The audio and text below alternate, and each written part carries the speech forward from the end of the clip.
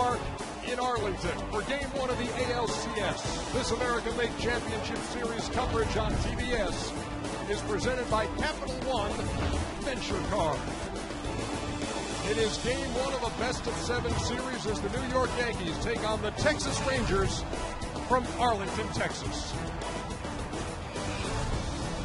The New York Yankees have won 40 American League pennants. The Texas Rangers have never played for one until right now.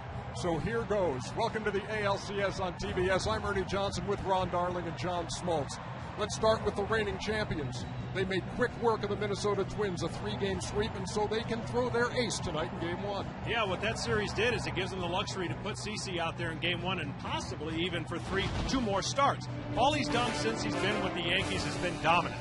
He's got a power fastball, power slider, and a good dead fist changeup, and he's an intimidating factor on the mound. And if you're going to have one guy pitch for you to start on the road, it's CC Sabathia. Look at the numbers: 4-1, 2.34 in the ERA in the postseason alone. And if he's going to continue the Texas Rangers' woes, CC Sabathia is going to have a big impact in this game. The Rangers took a rather unconventional route to their first ALCS. They have not lost on the road, have not won at home, Ron. Well, they don't have Cliff Lee starting Game 1, but they have lots of weapons. They can beat you with speed, as they did in the first inning. Elvis Andrus on second base, on the ground ball to first. He doesn't stay at third. He continues to score the game's first run. But they can also slug with you, as you was witnessed in the ninth inning, Elvis Andrus getting the home run to left field. That was Ian Kinsler. And then, of course, C.J. Wilson, who has been outstanding all season long. 15 wins, 11 wins at home. The Rangers have already knocked one thing off of their to-do list. They have won a postseason series. The next thing on that list, win a postseason game at home. They are 0-6 all time. The first pitch, right around the bend.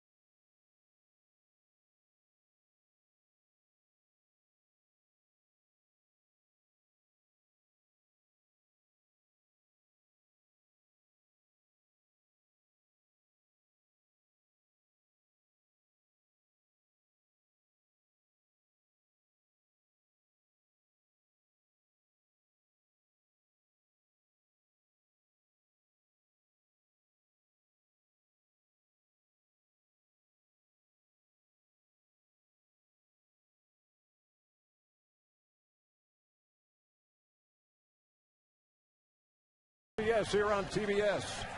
80 degrees, at first pitch. Tomorrow's going to be an afternoon game. Temperatures expected to be in the mid-80s.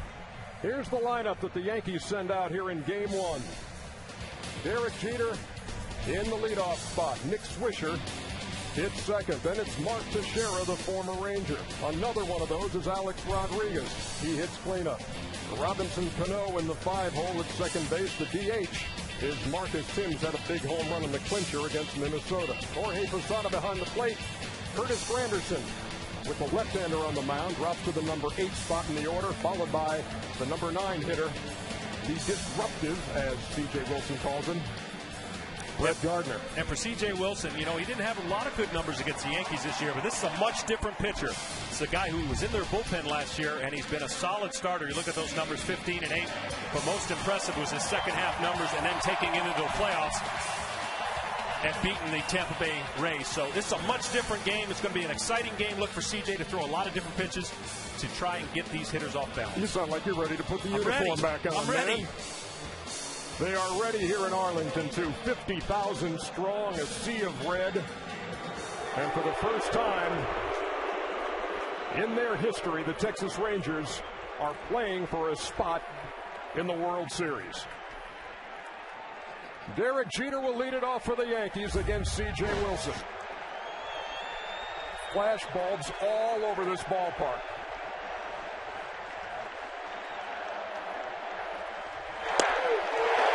The American League Championship Series is underway.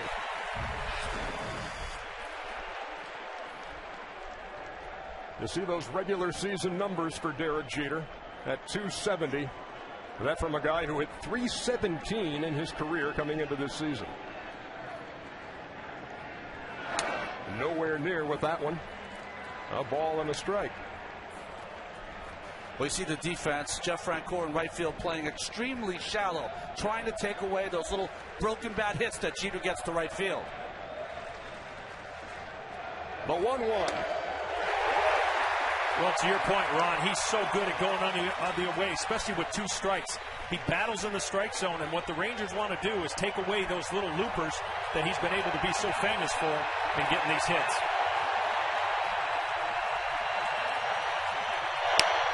To third. A little bit of a tricky hop, but Michael Young throws him out and down.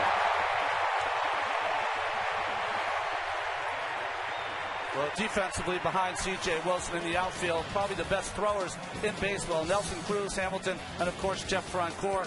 In the infield, Michael Young, Elvis Andrus, the young talented shortstop, Ian Kinsler, and of course Jorge Cantu, who came over from the Florida Marlins. And Matt Trainer gets the start. He caught C.J. Wilson in Game 2. The energetic Nick Swisher hitting number 2 in that Yankee lineup tonight against the lefty Wilson. Went 4 for 12 in the Minnesota series and takes a strike. C.J. Wilson loves to pitch down in the strike zone. He's already gotten every single low call by Jerry Davis, the home plate umpire. That ball's hit down the left side and foul. Interesting enough, in this day and age where you got stats for everything, he threw one prior game with Davis behind the plate, no earned runs.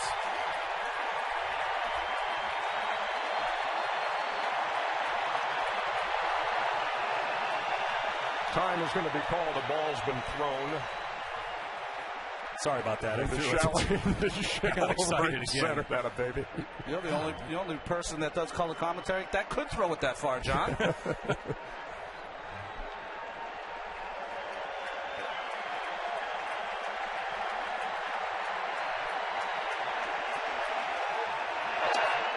Breaking pitch missed. A ball and 2 strikes. C.J. Wilson, a guy who has thrown, well, countless numbers of pitches, including, he says, the gyro ball, which he experimented with. Dice K made it famous. Made him dance and knocked him down at the plate. 2 balls and 2 strikes. Yeah, he said he experimented with it, but he hurt his elbow. He said, yeah, let this be a warning to you. It's not good for your elbow. He says he's thrown everything in a game but a knuckleball in the course of his career.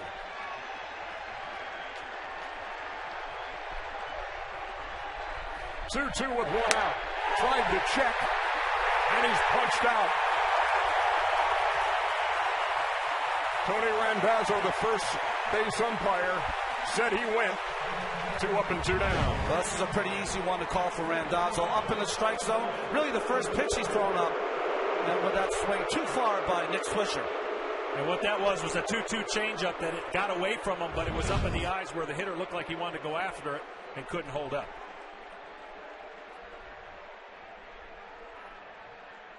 Here is Mark Teixeira. Of course, everybody in that Yankee gray uniform is going to be booed tonight. But there's a special reserve for the 3 and 4 hitters in the Yankee lineup. Former Rangers Teixeira and Alex Rodriguez.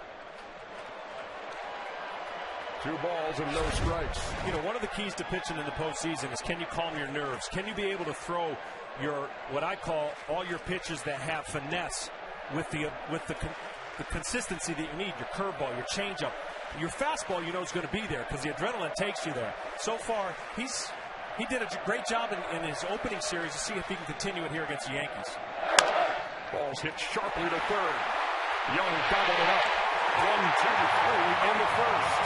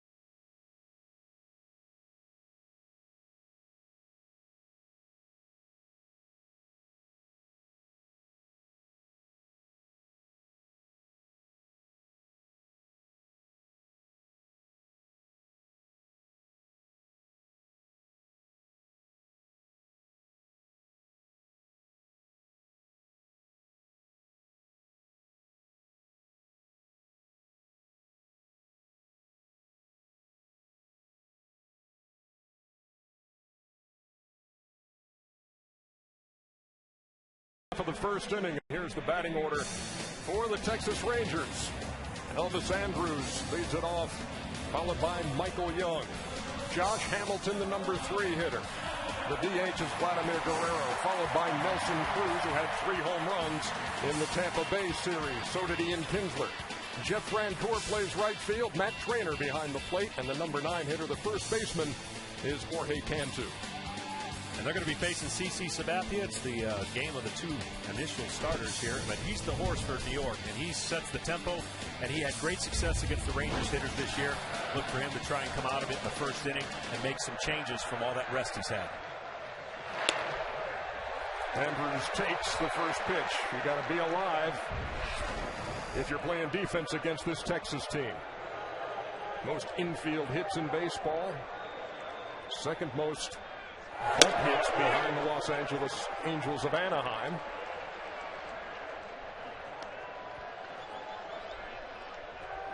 Andrews had 34 infield hits and bunted his way on 12 times.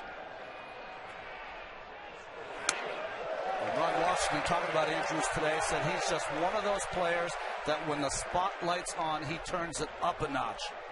Outstanding in that first series against Tampa Bay. 3 stolen bases. Just turned 22 in August. 2 balls and a strike. One other thing about Elvis Andrews, he has not cut his hair since spring training. Hey, he's got something in common with me. His is by choice. Yours, there's no need. You and I are in that same boat. 3-1. The leadoff hitter is on for the Rangers here in the first. And defensively for the Yankees this evening in the outfield, Gardner, lots of speed, Granderson and Swisher in right field. Alex Rodriguez, Derek Jeter, Robinson Cano, an MVP year, and Teixeira with those gold gloves at first base. Of course, Jorge Posada doing the catching. Well, I'm talking with Dave Island, the pitching coach. One of the concerns was, he had a rough start in Minnesota. It wasn't CC-like. And what did they do different?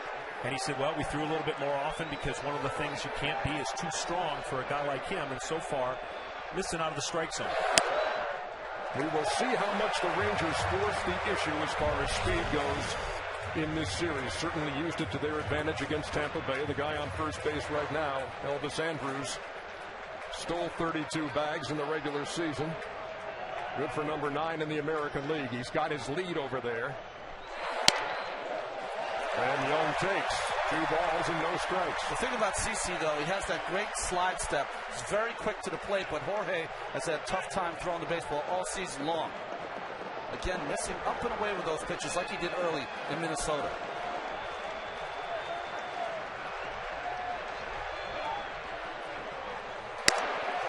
Well, the Rangers hitters knew that too coming in, that if you're going to get him, it's got to be early. Because CC will make the adjustment like every great pitcher does, and the catcher's going right out to tell him to settle down a little bit, get that fastball in the zone.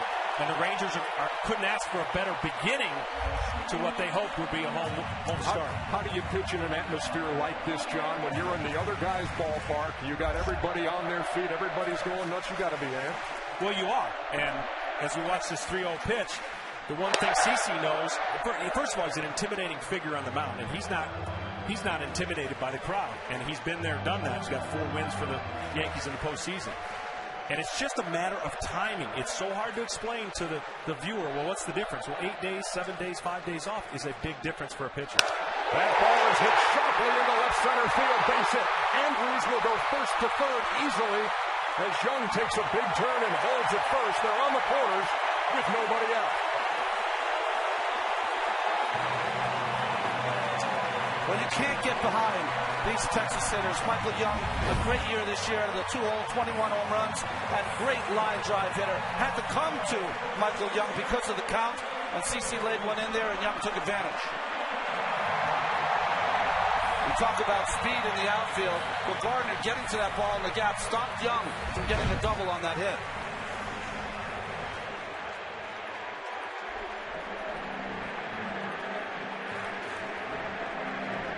So with 2 on and nobody out, Josh Hamilton steps to the plate. Gaudy regular season numbers, though the end of his year was marred by injury. Takes a strike.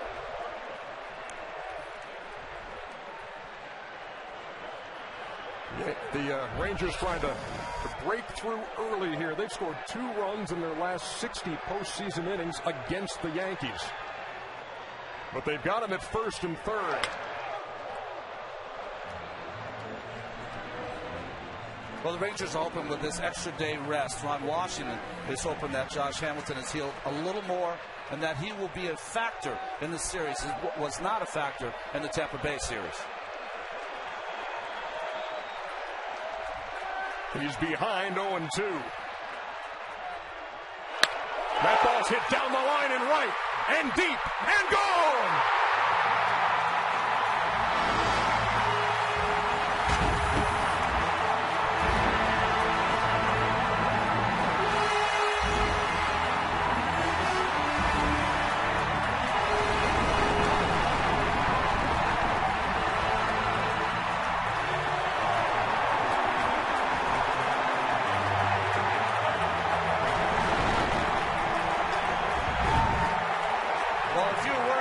Texas Rangers would not be ready to play. They are showing it in this first inning. A hanging slider from CC Sabathia and a line drive home run from Hamilton.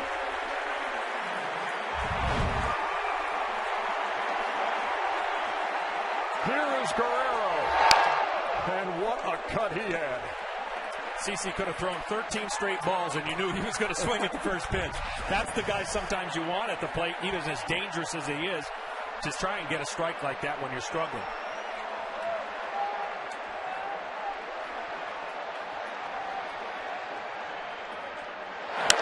That ball is hit well. Curtis Granderson back to the track and hauls it in.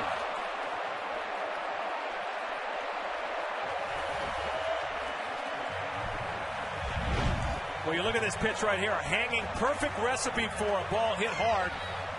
And it's got exactly what he did down the line. He did not get too aggressive, stayed compact, and a huge start for the Rangers, as they know they win this game, they can beat up CC a little bit. It resets the whole flavor of the series because this is their horse on the mound, and you know you got your guy waiting in Game 3. The horse saddled with a 3-run deficit early on here. If you're just joining us, and most of these fans hadn't even settled into their seats. Elvis Andrews walked, Michael Young singled, and Josh Hamilton drilled a 3-run homer. We are in the bottom of the first. Cruz takes a strike, 1-1. CC had a start against the Rangers in April where he started the game with 12 consecutive strikes. Just the opposite here in October. Cruz went deep 3 times in that series against Tampa Bay, knocked in 3 runs, all solo homers, and he and Ian Kinsler in the 5 and 6 spots did most of the offensive damage for Texas.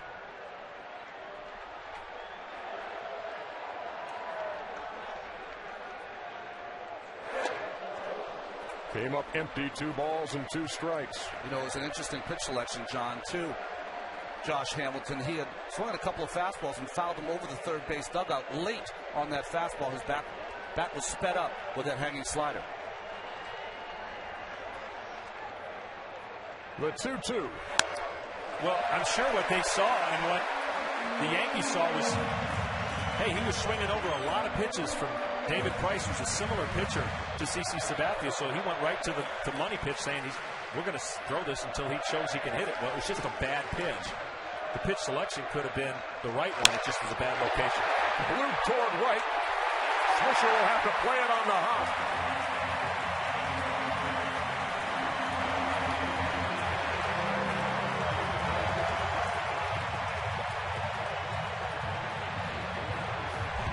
Well, we talked about Jeff Francoeur playing in against Jeter to take away these kind of hits. You certainly can't do that against Nelson Cruz.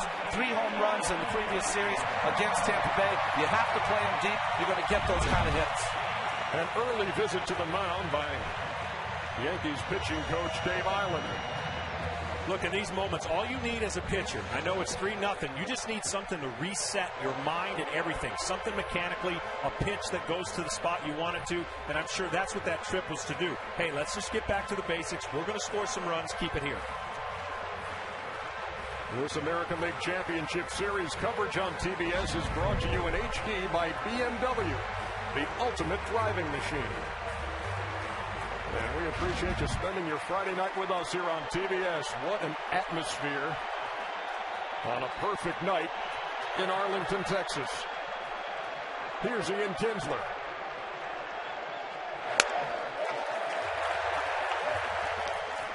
Talk about the guys who had speed on that Texas lineup, and the guy at first right now, Nelson Cruz, stole 17 bases this year. Had a big steal in that Tampa Bay series where he scored on the error by the catcher for the Rays.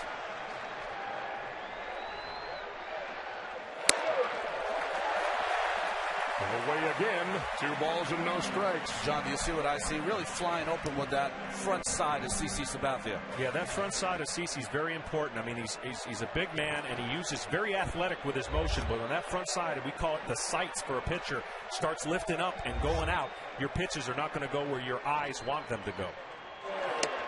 Ran it inside and missed. Not often when you look at that pitch count chart on CC Sabathia and see more balls than strikes.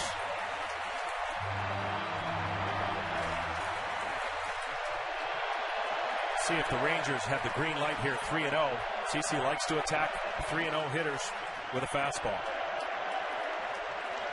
He's swinging, fouls it off. 3-1. We talked about the impact that Ian Kinsler had against the Tampa Bay Rays in that first series. He is one of those guys. He can spin on that left heel, really handles the ball from the middle of the plate in as well as anyone in the American League. You don't think he thought that last one was gone in Game 5, do you? Skipped half the way to first. CC throws over. And Cruz back. 1 on, 3 in, 1 out here in the first.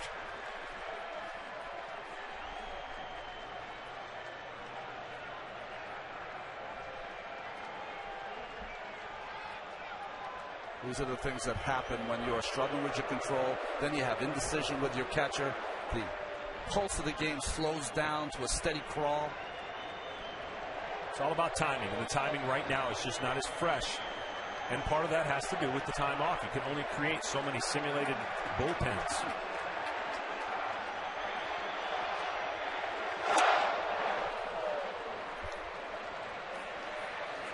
Three balls and 2 strikes to Ian Kinsler.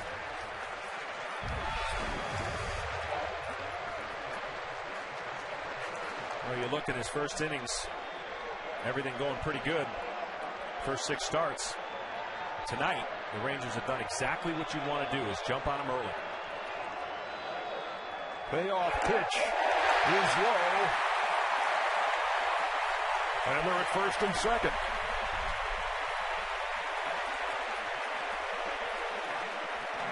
What you have here, if you're CC, you've got to reset the situation going, okay, I've got an aggressive hitter at the plate, make a good pitch, and maybe I can get out of here with a double play. Now, obviously, if you don't make a good pitch, you're looking at some more runs for the Rangers because Jeff Francoeur is very aggressive early in the count. And really the pitch that you have to watch out.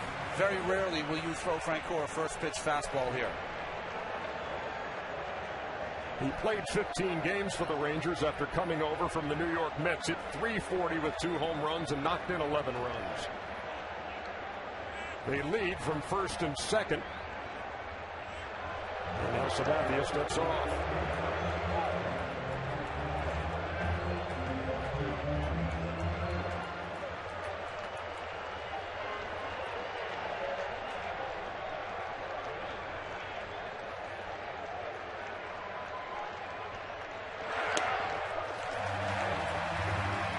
He did not throw him the first pitch fastball, but missed with the breaking pitch. It's 1-0. It's amazing, the cat and mouse game, especially this time of year. You have all your scouts come in. They give you all this information. They tell you everything about the hitters and the pitchers, and it's up to each individual to execute in what they know. And you hang 1-0-2 slider to a hitter, 3-run home run, scuff him from then on. A number of Rangers thought that CC had balked. There was no call.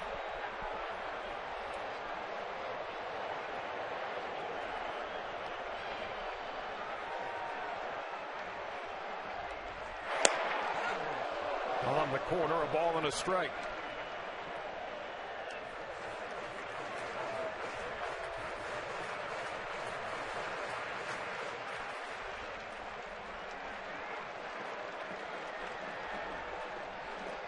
Cruz with the lead at second. Kinsler at first. The pitch to Francoeur.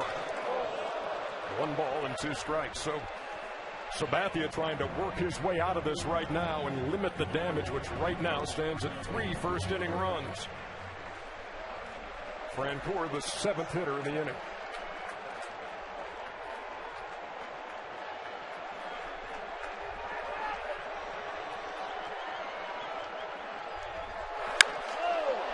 Popped him up. Derek Jeter with the infield fly in effect makes the play. 2 down.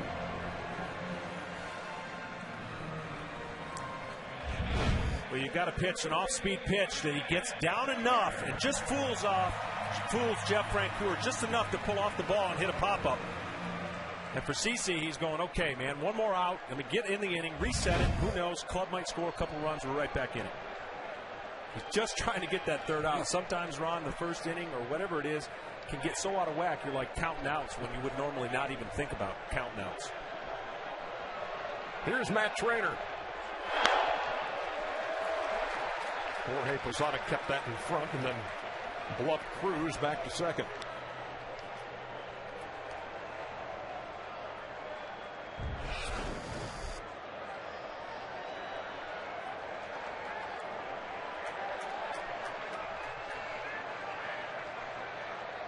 Cruz, huge lead at second base. Trainer, who's a guy that will hit the ball to the right side, so Cano doesn't want to cheat too much to hold Cruz close so he can gobble that ball up in the hole.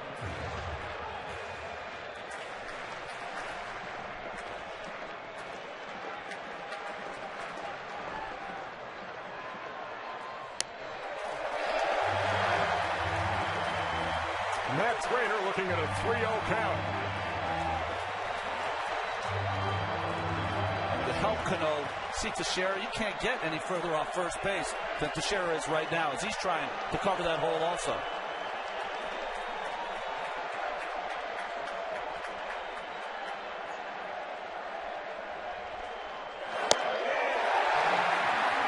They are loaded.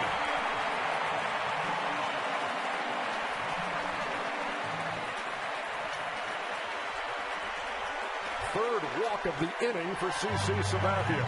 Fourth member of our crew is Craig Sager. Segs. Well, thanks, EJ. Although the Rangers have taken the lead with a home run, they did lead the American League in infield hits and sacrifice bunts. And for this series against the Yankees, the infield grass has been tailored to their strengths. Team President Nolan Ryan ordered the grounds crew not to mow the grass. Instead of that half-inch to an inch you see in most infields, this one is over 3 inches in length. As for the Yankees, Ryan hopes those hard-hit grounders that go through the hole for base hits will become routine outs. EJ.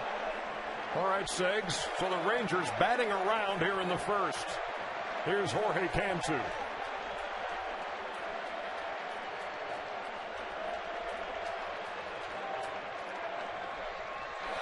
That ball goes all the way back to the screen. And look at the ricochet. And at the plate, he is out. Cruz tried to score. The ball bounced right back to Posada, who fed Sabathia. And the Yankees get out of it. One of the little things you have to know how it's going to come off the backstop.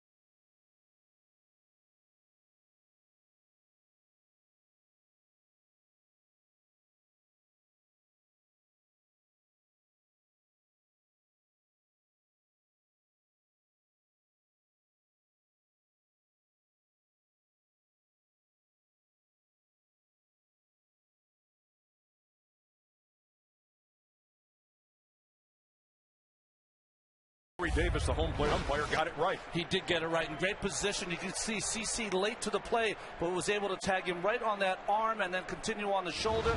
It looked like he beat him to the plate, but no, he tagged him before the slide. Alex Rodriguez leads it off here in the second and takes a strike.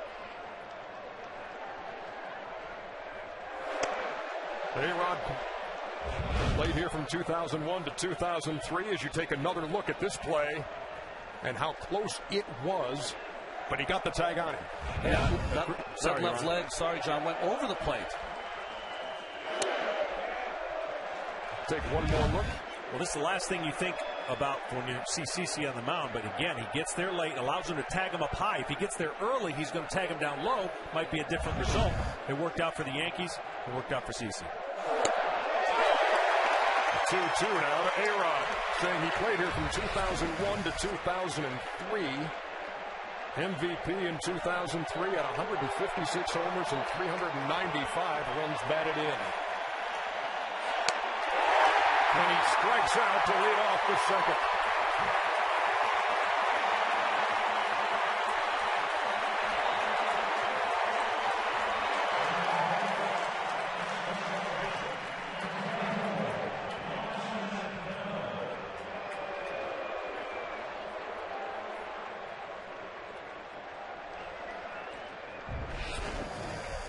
Very symmetrical card so far for C.J. Wilson. Leadoff hitter went 5-3, then a strikeout. Teixeira went 5-3, then a strikeout. Here's Cano. What are you trying to say? 5-3. Just don't want to take you by surprise if it happens, John.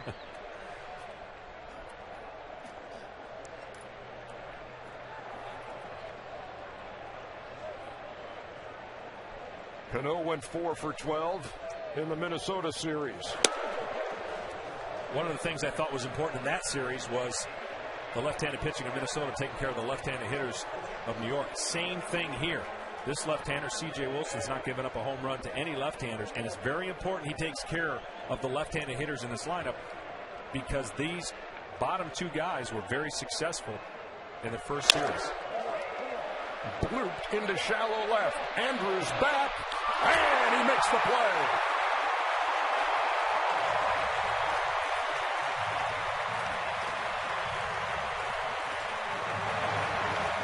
He went back as Cruz came on, and it was the old snow cone, but he hung on. What a play by Andrews.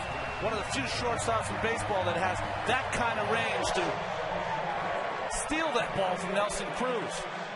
Wasn't even able to backhand it with the glove underneath the baseball. Still makes the catch. Yeah, lucky for Texas, no collision there or a foot in the face or anything that could happen on that play. He was able to walk right by and not have anything happen to Cruz as he was sliding. Here's Marcus Timms.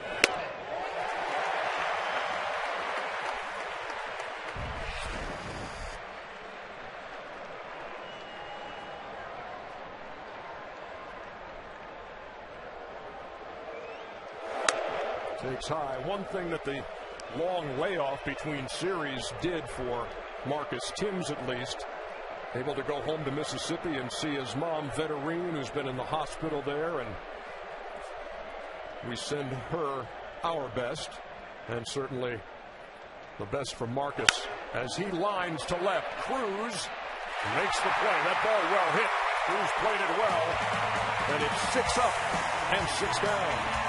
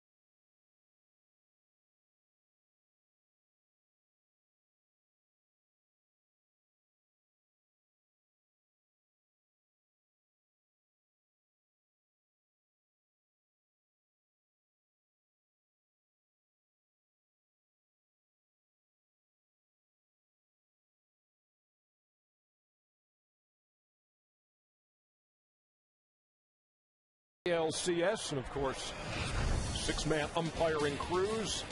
We showed you Jerry Davis making the right call behind the plate. Last inning, Tony Randazzo, Jim Reynolds, you see him there. Angel Hernandez at third. Left field line, Field and Culberth, and on the right field line, Brian Gorman. Here's Jorge Cantu. He was at the plate in the bottom of the first when Nelson Cruz was thrown out trying to score on that pitch to the screen. So he leads it off here in the second. And he goes from an RBI situation to no one on base. It's a bad play for Cruz in that last inning because this is his home ballpark. He's got to know how that ricochet will come off.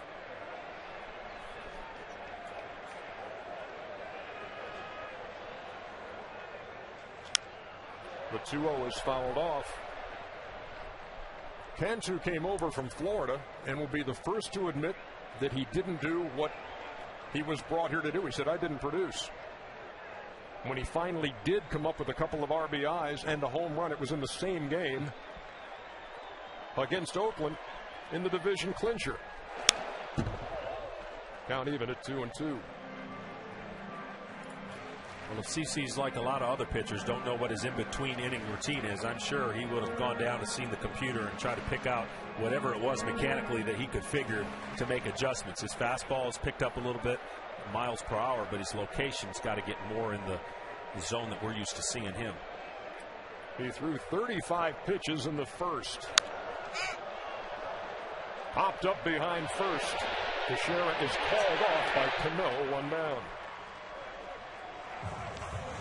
Here's a look at Rangers Ballpark in Arlington. These stadium perspectives courtesy of Sony PlayStation's MLB 10. The show, you see the dimensions around the outfield and that home run porch into the Texas Rangers bullpen in right center. Well, John, you're talking about CC. There's two options you have as a pitcher when you have a tough first inning. Yes, you can go to the computer and see if you find any flaws, or you can start throwing around the furniture. That's been done also. Yes, it has. By both of the men seated in this booth with me. Andrews walked his first time, scored on the Hamilton bomb.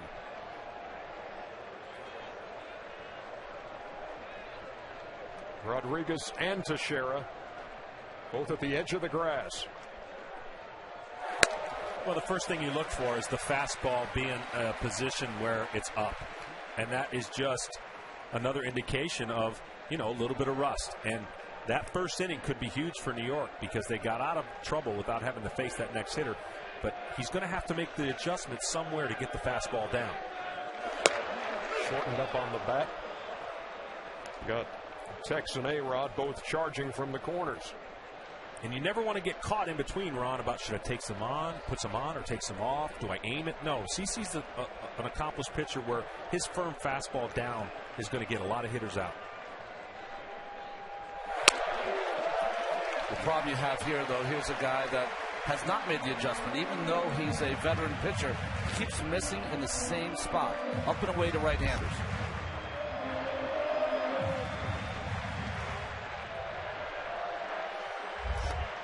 You see, this is pitch number 46, and we're in the second. Andrews didn't think so, but it's strike two. Well, with the infield back now, everyone's pushed back. He will bunt with 2 strikes. Taking this pitch here just on the corner. Good pitch by CC.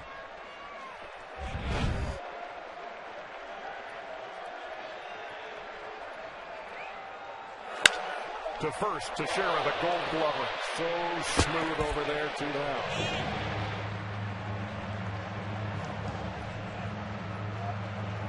You know your old teammate in Atlanta can pick him over there, Joe. There's no doubt he covers ground as good as anybody. You see how far off the line he was. But some really good approaches so far from the Rangers hitters, taking advantage of the pitches out of the zone and putting good contact on it. Teixeira also knows that Sabathia sometimes is late getting to first base. He popped up and sprinted to first to make that play.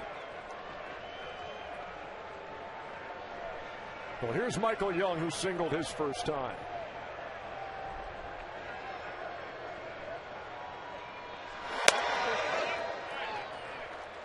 Michael Young finally in the postseason after oh so many years. He had a home run in that first series after the disputed check swing call. Went just 3 for 20. Was fooled there.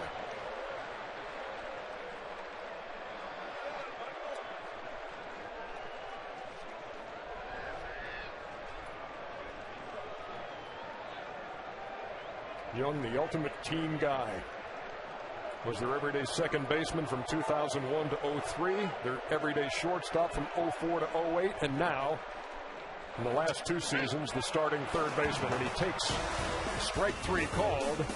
And so after struggling in the first, it's a 1-2-3 second for CC.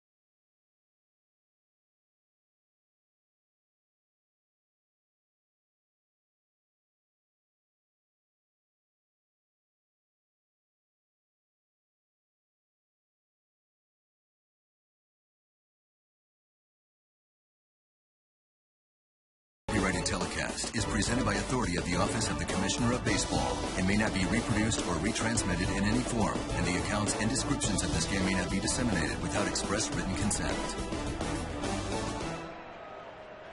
2 complete. We head to the third. 7, 8, and 9 heading to the plate for the Yankees. Jorge Posada to face C.J. Wilson.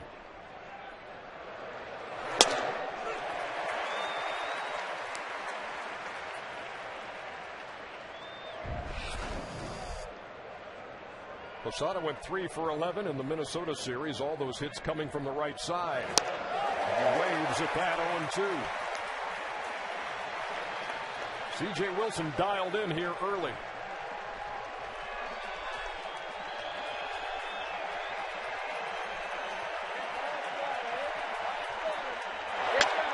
To short. Andrews.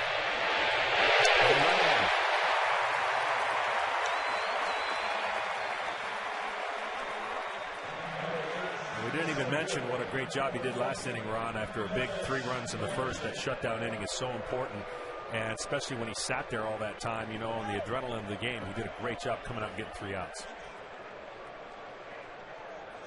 Here's Curtis Granderson, who hit .450 in the ALDS and was effective whether he was hitting in the 2-hole or the 8-hole. Hitting 8th tonight against the left-hander. Broken bat, first hit for the New York Yankees. There was so much concern earlier this year about the struggles he was having against left-handed pitching. No longer. In fact, they were not playing against left-handed pitching. And Granderson was sitting out, and it was here in Arlington that he worked with Kevin Long and worked on his stroke. And he has returned a different hitter against lefties or righties. Yeah, now 3 for 7 against left-handed pitching. Now here is Brett Gardner. Wilson talking about him in his press conference yesterday and called him disruptive. Gardner's heard a lot of different descriptions. He's a pest, he's a nuisance, he's disruptive, that kind of thing. He really works counts well. And against a guy like Wilson, whose problem has been bases on balls, he's walked more than anybody else in the American League. Rest assured that Gardner will try to work him here in the top half of the third. Granderson's at first with 1 out. You know, there's 100 different problems you have when you face the Yankees. But one of them is that they have so much history in the postseason that they've been in every single scenario. They've been up 3 trying to hold on. They've been behind 5 trying to catch up. So there's no panic, you would think, in this Yankee team as they face Wilson.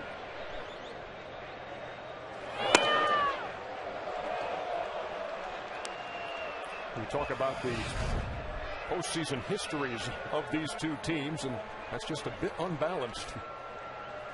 As the Yankees, the chase for title number 28, looking for their 41st American League pennant. And the Texas Rangers, now in their 39th season in Texas, playing in their first ALCS. And when you saw Ron Washington the other night, after they clinched in Game 5 in Tampa Bay, his players were celebrating on the field. He stood away. He said he was just soaking in the feeling of pride that had overcome him at that time. So proud of a team that had talked about this in spring training, and that dream was still alive. That's in too tight. 3-0. Well, you always say you want to get a pitcher out of the stretch. It's the first time he's out of the stretch and having a little bit of trouble. We talked about the 8th and 9th hitter being really important for him. And now it looks like with a 3-0 count, the Yankees can start the top of their lineup with some runners on base. How many times you see it? A pitcher starts a game, retires 7 or 8 in a row, and then he comes in the stretch and has a hard time finding the strike zone.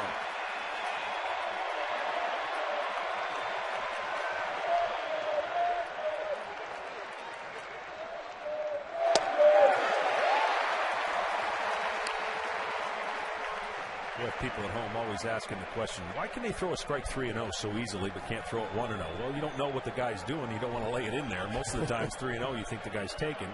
So it is a little more easy because the doubt's gone. We saw Rob Thompson flashing signs down there at the third base coach's box as Brett Gardner does his thing, draws a walk. Visit TBS Hot Corner at MLB.com/TBS Hot Corner to sign up and watch live video companion coverage of this game and every ALCS game. Talking to Brett Gardner yesterday, he said, look, my job is not to get a hit. My job is to get on base. And from the number 9 hole, he does, drawing a 1-out walk. So there are Yankees at first and second in a 3-0 game. And it's the top of the order and Derek Jeter. In a regular season game, this wouldn't be that big of a deal.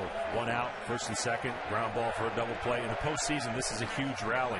Doesn't matter if you're up 3-0. You want to kill this rally as soon as possible. To center, Josh Hamilton. 2 down. And what I mean by that is everything is so much more magnified. You know, you're having to deal with all the, oh my gosh, they get right back in it. But here at home, you want to keep your crowd as fired up as possible. And as a starting pitcher, keep the zeros coming.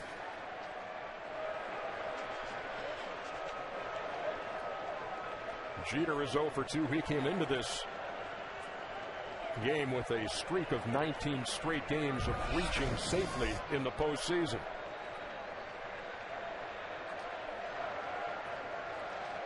Swisher bats with 2 down and 2 on. He struck out his first time.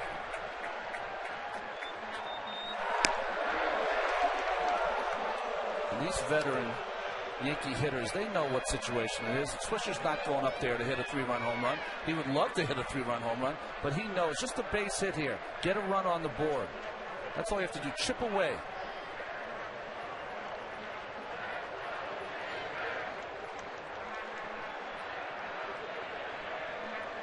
Great speed with Granderson and Gardner on the bases. Swisher takes a strike, 1-1. It's made C.J. Wilson such a good pitcher this year as a starter. Out of the bullpen, he primarily said he let it eat. Here's my fastball, see if you can hit it. Now he throws any pitch at any time in the count, and he's really become a transformation of a hard-throwing closer to an all-around real good starting pitcher. Popped him up. Michael Young calls at third.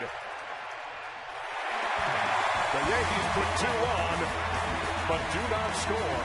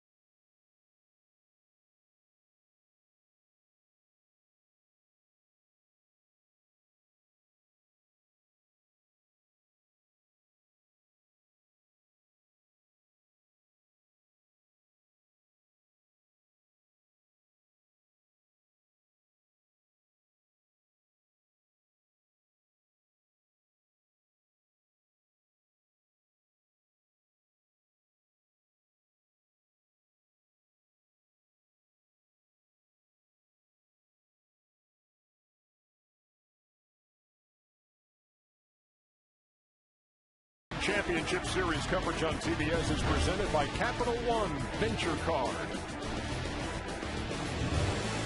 Well, the Rangers came into this game having scored just 2 runs in their last 60 postseason innings against the Yankees, but scored 3 in the first on 1 swing from this guy, Josh Hamilton, who swings and misses to start off the bottom half of the third.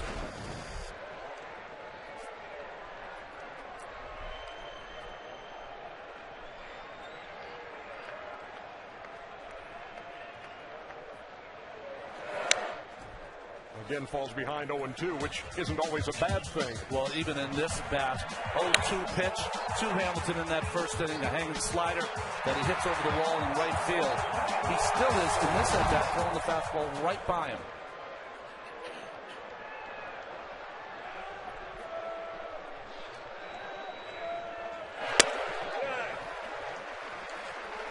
Hamilton led baseball in hitting at .359. was #1 in the American League, hitting .369 with runners in scoring position. He had lofty, gaudy numbers all over the board. He takes there, including hitting .390 in this ballpark, which was the best in the American League. And after going 2 for 18 in that first series against the Rays, he connected in his first at bat against CC Sabathia. Here comes the 2-2. He's worked it full. 2 fastballs to get ahead, 3 straight sliders in the dirt. All the balls. Well, the second slider he threw was the money pitch, and Hamilton had enough discipline to check his swing because that was a great pitch by CC, and now we got a full count. Let's see what he goes to. I think he's going to throw a heater.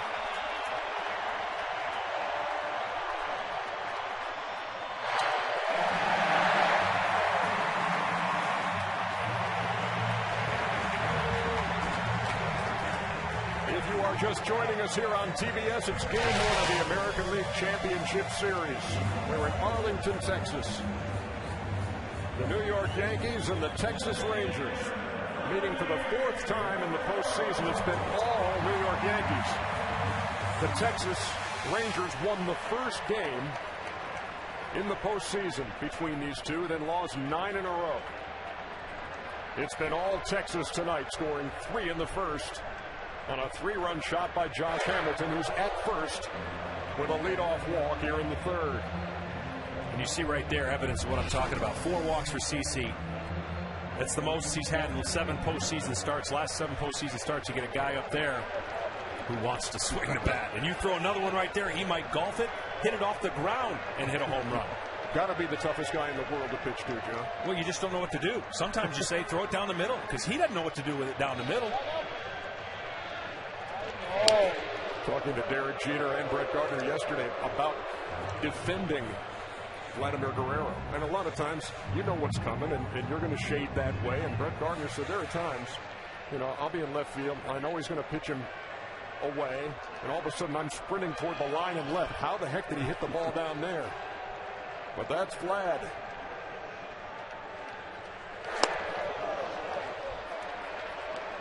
He's behind 0-2. Well, one of the recipes earlier in his career, you had to move his feet. You had to throw the ball in because he has such great length with his arms. He can get to the ball off the plate. The only thing that made him uncomfortable was the ball in. Now he's thrown 2 great off-speed pitches down. You've got to bounce it if you want to get him to swing at the 3rd one and miss it. Missed with the 0-2. Well, that was just a purpose pitch there, a pitch high in the strike zone. So he has to witness that at 92 miles an hour. Now probably going to bottom out that changeup again. Yeah, change the eye levels of the hitters is so important when you're pitching. Got to get them changed the view of what they last saw. He bounced it, but he wouldn't bite. The thing that jumps out, too, at you, against a free swinger like Vlad Guerrero, you think, wow, he swings at everything. He must strike out a lot. He's among the best in the business at being the toughest to fan. Only struck out 60 times in the regular season. He waits on a 2-2 from Sabathia here in the 3rd.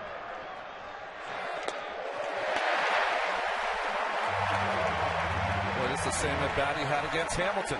Got ahead, bounced some breaking balls, not biting with 2 strikes on the Texas Rangers. And on a guy that you thought might pitch 3 times in this series, 61 pitches now for CC. 8th time he's going to 3 balls as we play here in the 3rd.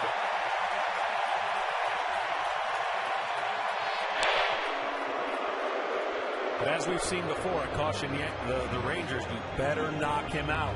You better take advantage of this. 3 runs may not be enough, and CC has shown he can battle his way and keep it here. This is where, if you're the Rangers team, you've got to take advantage of his inconsistency.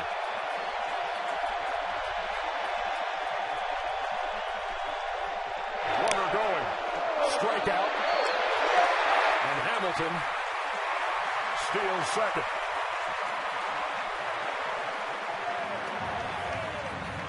Well, very good jump by Hamilton on a 3-2 pitch.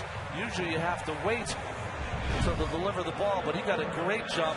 And even though the strikeout was right down the middle, a good ball for Posada to throw. He has struggled all season long, and an easy stolen base for Hamilton. Yeah, right down the middle was the key to getting him out. He didn't know what to do. As you mentioned, he got a good jump. Runner in second scoring position for the Rangers. And for Nelson Cruz, who singled his first time. And there's a balk by Sabathia, which puts Hamilton at third. Well, when he tried to hold the runner earlier on in the game, he almost blocked down, and this time it's almost like he tripped over the rubber with his left foot while he was trying to step off. You can watch, he's taking the sign now, goes with his left foot, and the ball kind of dropped in his glove, which made him trip over the rubber, and they called the balk.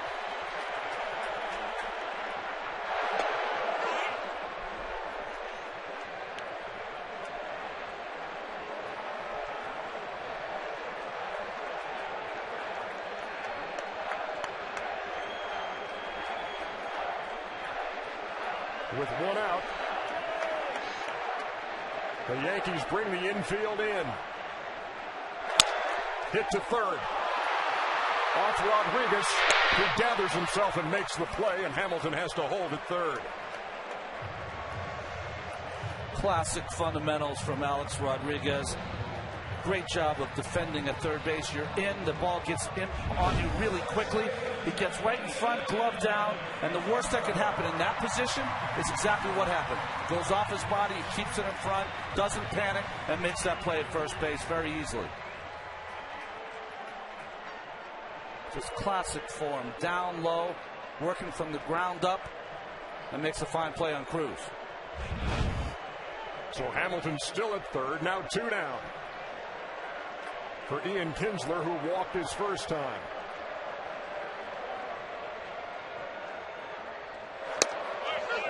In the first, after they had scored 3 times, the Rangers loaded the bases, but couldn't take advantage.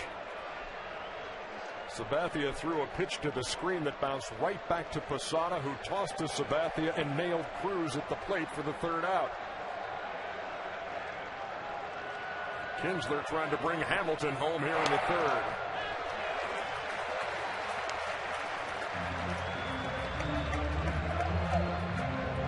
Cruz was thrown out at the plate, but you have to be aware when you're on third base against the Yankees. 46 postseason games, Jorge Posada, 9 pass balls. 33 balls and 33 strikes. You do the math. 66 pitches here in the third. To short. Jeter makes the off-balance throw and retires Kinsler. Another opportunity wasted by Texas. We go to the fourth.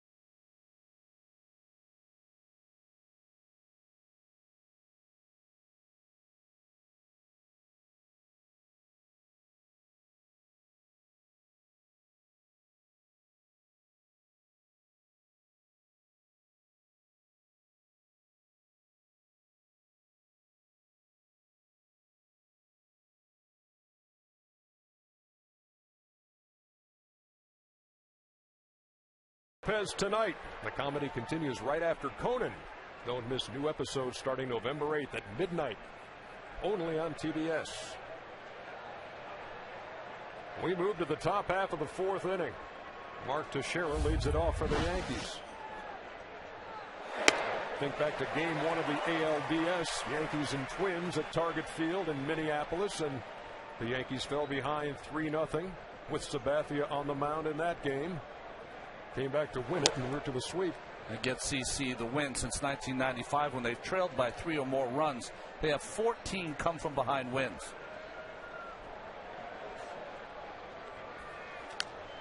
Of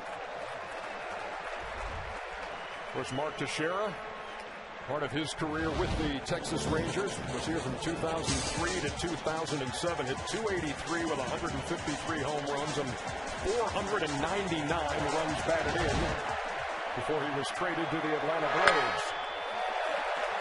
Pops up.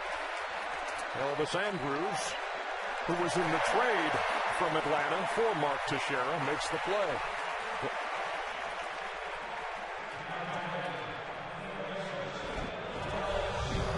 But when that deal was made, the guy who had some major league experience and you looked at was Jared Saltalamacchia. But look who they got. Neftali Feliz, who's their closer. Elvis Andrus, who's their starting shortstop.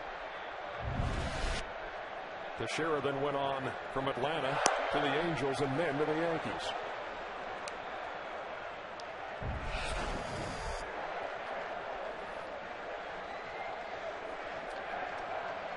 Alex Rodriguez struck out his first time.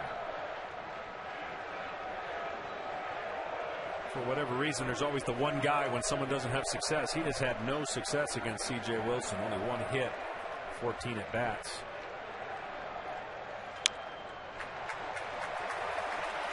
But to further that point, Ron, this game really should be about 5 or 6-0. You got to feel like if you're the Rangers, you let some opportunities go by, and you can't keep doing that with a team that you're playing with, New York.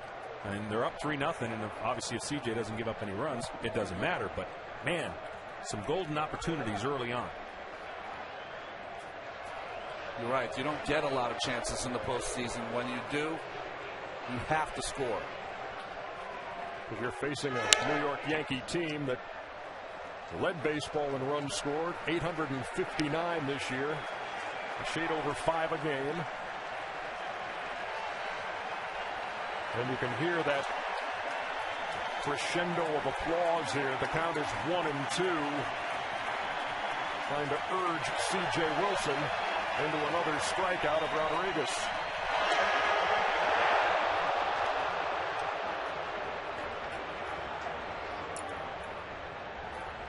Looked like a good pitch inside, but Jerry Davis has not been calling this pitch. And good call by Jerry just off the plate.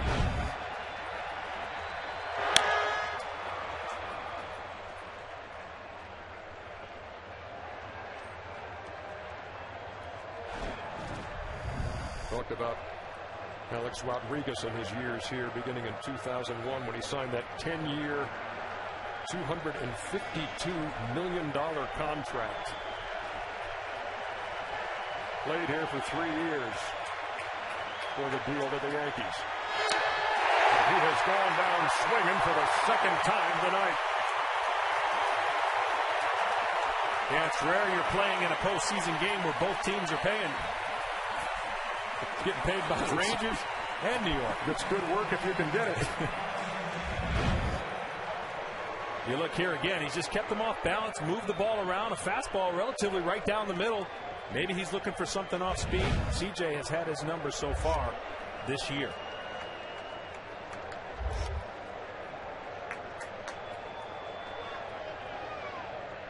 So with 2 down, here's Robinson Cano. Popped to short his first time.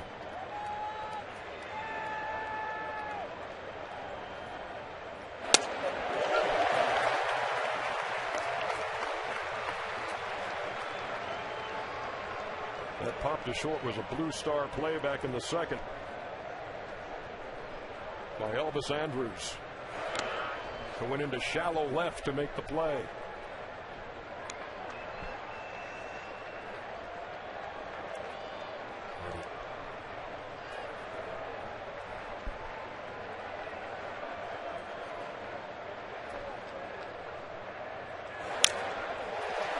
Wilson ahead again. 1 ball and 2 strikes.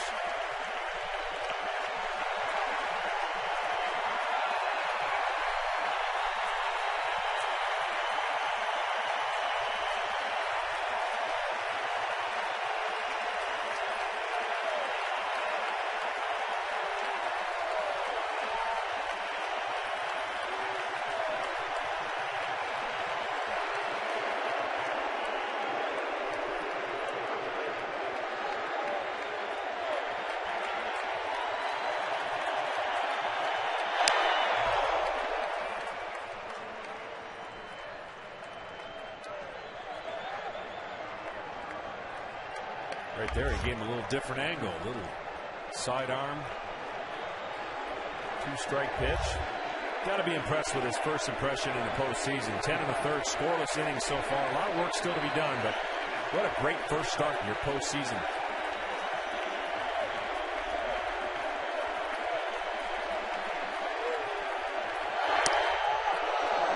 With that even at 2-2. Ron Washington has talked about the fact he thinks Cliff Lee has had a positive influence on Wilson in terms of staying in the zone. Wilson told the media yesterday, the impact has been profound. Before Cliff Lee got here, I was a right-handed second baseman. Well, I think the biggest thing that has helped him since Cliff Lee has been here is that he shows him every start, Cliff Lee starts, that you can have success by throwing balls in the strike zone. Good things will happen when you throw strikes. 93 walks this year. As he goes along in his career, that'll get better. He's walked 1 tonight, has struck out 3, and will deliver a 2-2 to Robinson Cano. That ball is hit right on the screws into center. 2-out single by Cano. Man, can he rake. I don't know about you, John. I think Cano has a slump-proof swing. Haven't seen him take a bad swing all season long. His MVP-type year for the Yankees. And here against a left-hander, doesn't matter if you're left-handed or right-handed. He just has that perfect swing on plane, rakes that bat through the strike zone, and usually ends up with a bullet. Now here's the DH, Marcus Timms. Hit the ball hard his first time on a line to left, which ended the second.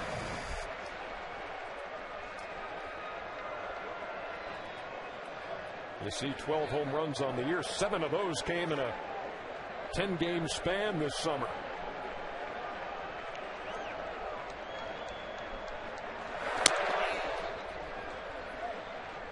Boy, you watch the defense in the outfield against Timms. Everyone pulled over. Complete shift to pull for Marcus. Even in the infield, Andrews in the hole. What you got to do as a pitcher, you better execute a game plan, because if you let one get out over the plate and they hit one down in the corner, a run is going to score. His home run the other night came to right center at Yankee Stadium. That ball's hit to left. Cruz over near the line will play it on a hop. And runners are at first and second.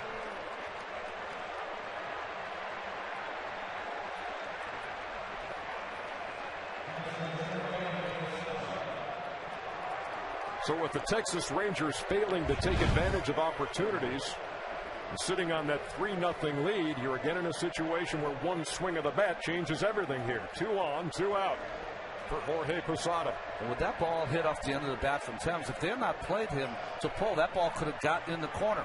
Nice play by Cruz.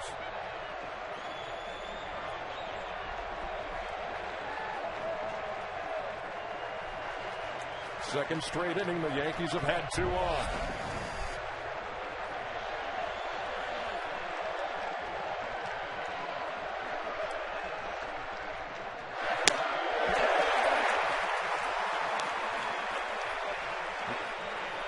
You can just sense this crowd. I mean, they're into it, but they're ready to erupt some more. The first inning, fireworks for them was outstanding, but they've just been sitting like waiting for that knockout punch.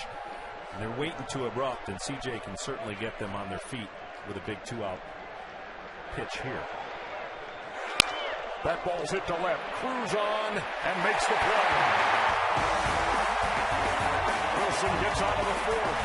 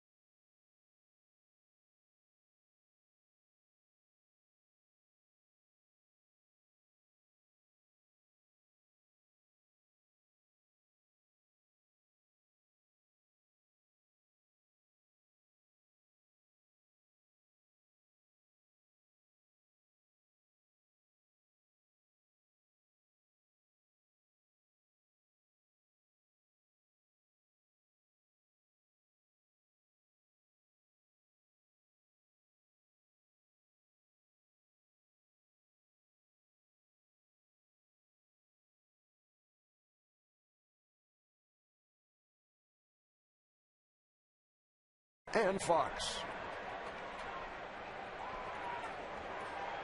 Bottom 4 in Arlington on a perfect night for baseball. Jeff Francoeur leads it off for Texas. Rangers lead it 3-0.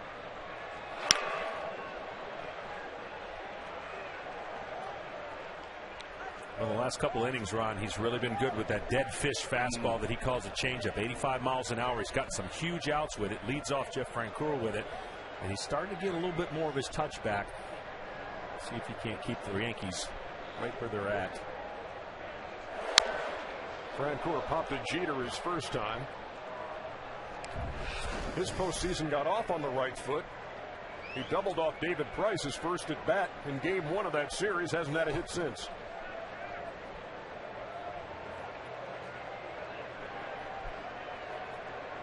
But for him, this opportunity in Texas has been a godsend. Pops him up again. This time it'll be Cano. 2 down, or 1 down. It's time to talk. Brought to you by Charles Schwab. And moments ago, we talked to Yankees manager Joe Girardi. First topic, CC Sabathia. Really unusual for CC, and a lot of it seemed to happen in the first inning. He's starting to settle down a little bit, and he's getting back to what he does. But, you know, we've talked about, you know, a lot of starting pitchers, you have to get to them early, and CC's starting to get back on track, and that's a good thing. Joe, this is John. Obviously, you don't want to be down 3-0, but you got to feel real good that it could be at least 5 or 6-0. Your team's in it, and you're 1 inning away from getting right back in it. Yeah, we've had a couple scoring opportunities the last couple innings and a couple hits here and there, and we're right back in this game. And 3 runs is not a lot of runs for this club. I know they have a very good pitching staff, but our club can be very explosive. Thank you, Joe. Thanks, guys. Sabathia has now thrown 72 pitches. He's threw 35 pitches in the first inning.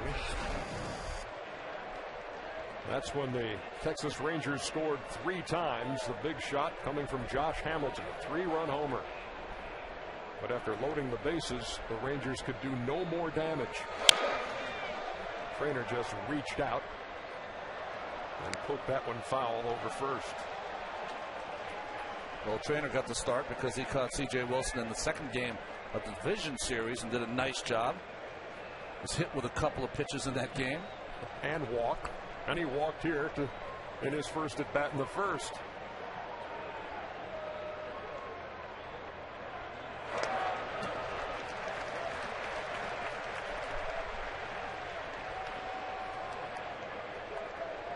Talked about what C.J. Wilson was saying yesterday in one of the most entertaining pre-game 1 press conferences you will ever see. Talked about going up against CC Sabathia. He said it's not like I have to go up and figure out what he's going to throw me or anything like that. And all I know is his uniform's a lot bigger than mine.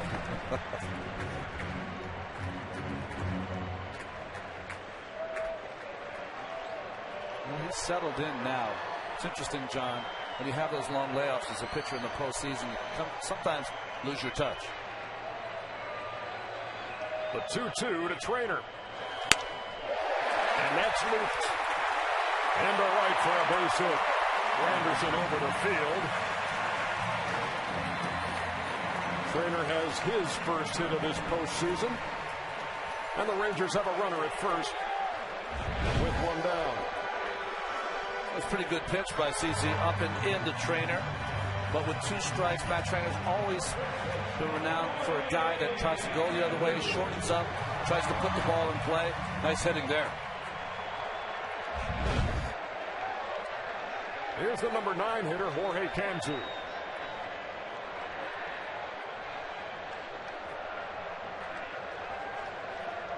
Cantu came to the plate in the first as the 9th man to bat against Sabathia. And that's when Posada was able to get the rebound and toss to Sabathia to get Nelson Cruz trying to score from third on a pitch that got away. He then led off the second with a pop out to second. Kind of surprising that he really did not produce for this team. He got off to a great start this year. 17-game hitting streak. And had at least 1 hit and 1 RBI in his first 10 games of the year. That thing almost hit him. That was a baseball record, which had been 8. And I bring this story to you because it's always fun to say the name George High Pockets Kelly, who had the record of 8 before Cantu eclipsed it.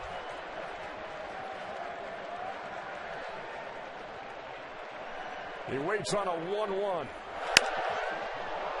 To right, near the line. Swisher over and makes the play. 2 down.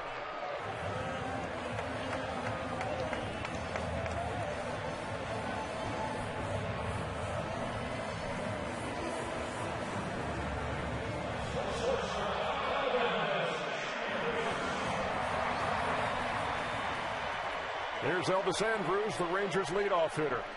We're in the 4th, and he's batting for the 3rd time. Walked in the 1st. And grounded to 1st in the 2nd.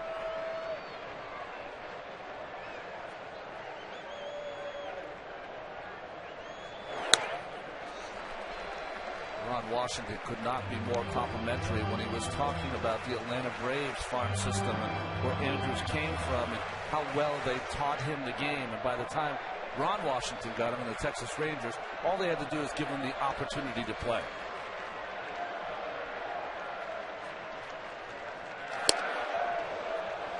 Ball and a strike.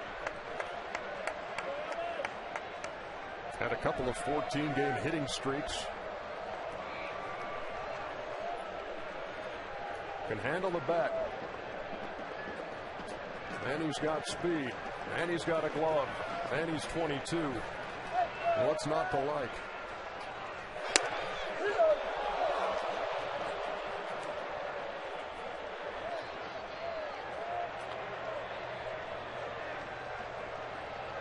Sabathia now at 82 pitches as he works here in the 4th.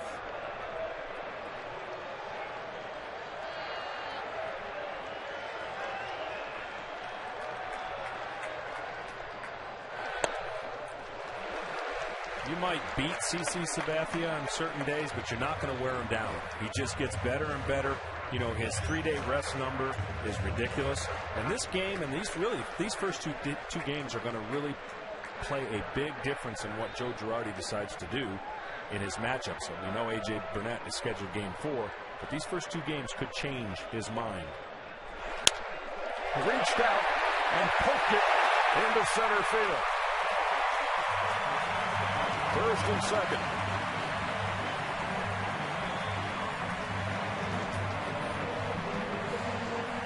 We saw Andrews at first base smiling because he got a little lucky. Good pitch by CC Sabathia on the outside part. Just stuck the bat out and blocked that ball to right field.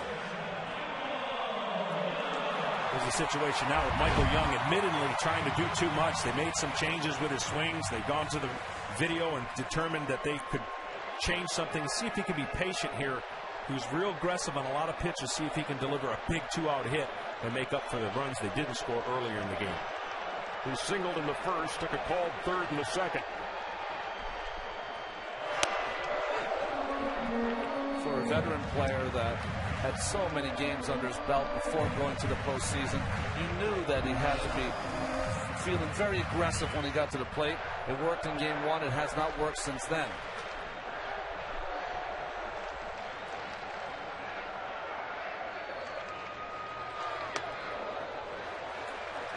Tried to check, and he did.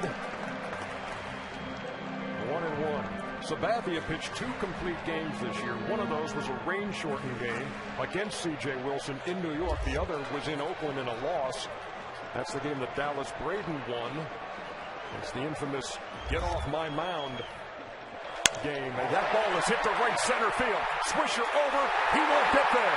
Granderson corrals it in the gap. And the Rangers have scored twice.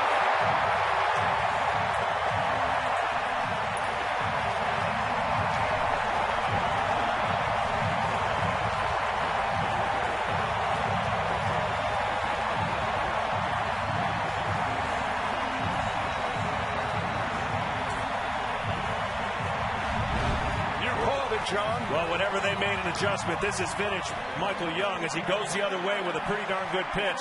Clint Hurdle's got to be happy about this.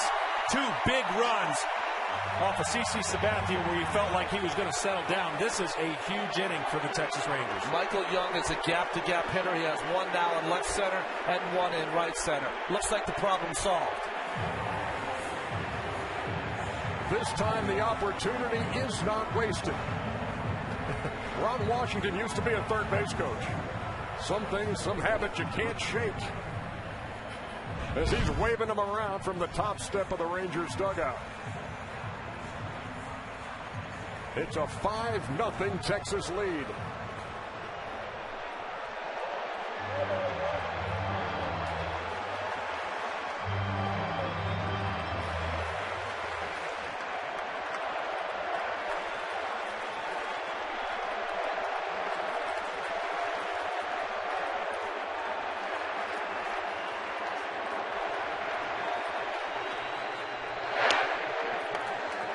Josh Hamilton takes.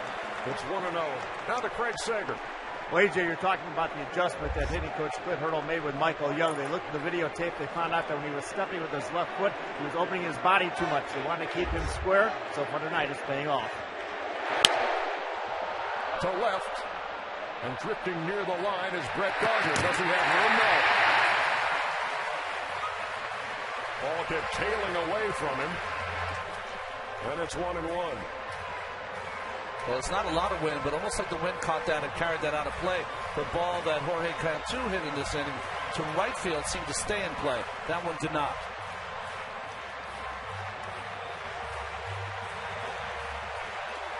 And for the Yankees, Jabba Chamberlain hasn't pitched in a while. Looks like he may be getting up or eating some innings for the Yankees if they can come back in this game.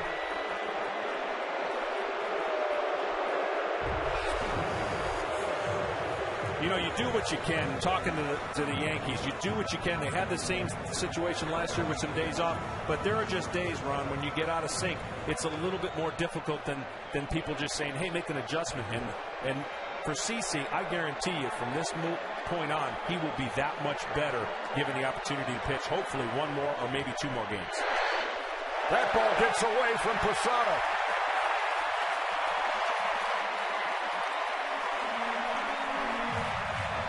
He tried to block it.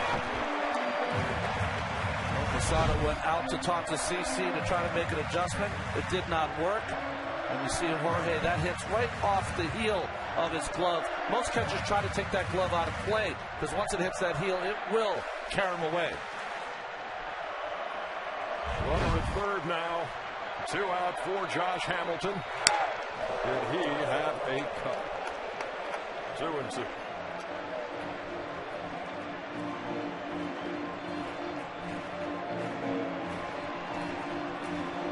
His story late in the season well chronicled with the 2 broken ribs after crashing into the wall in Minnesota.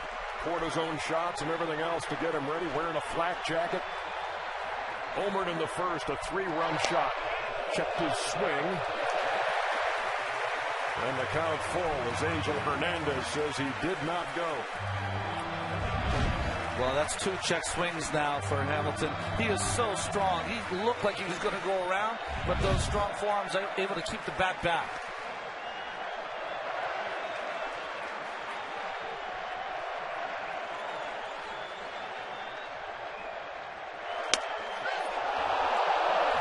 And Sabathia gets Hamilton looking to end the 4th. But the Rangers add to their lead.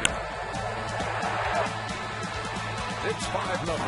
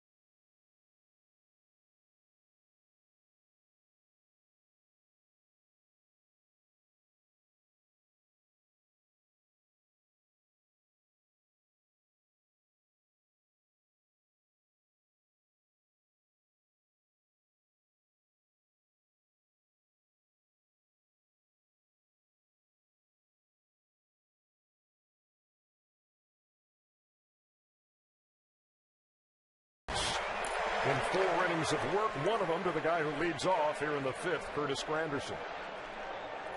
He singled in the 3rd, moved to second on a walk, but was stranded there.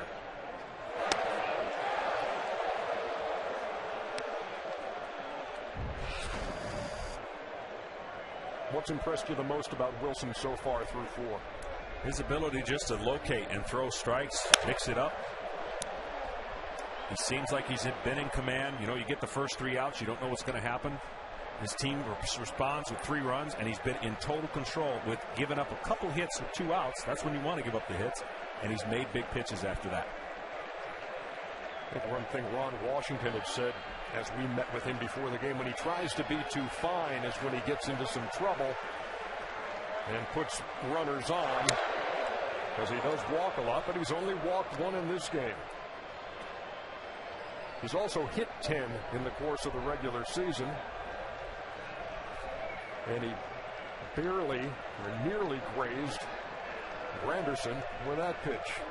The 2-2. He held up. Count full. Boy, Granderson is seeing the ball well. Took 2 pitches right on the corner.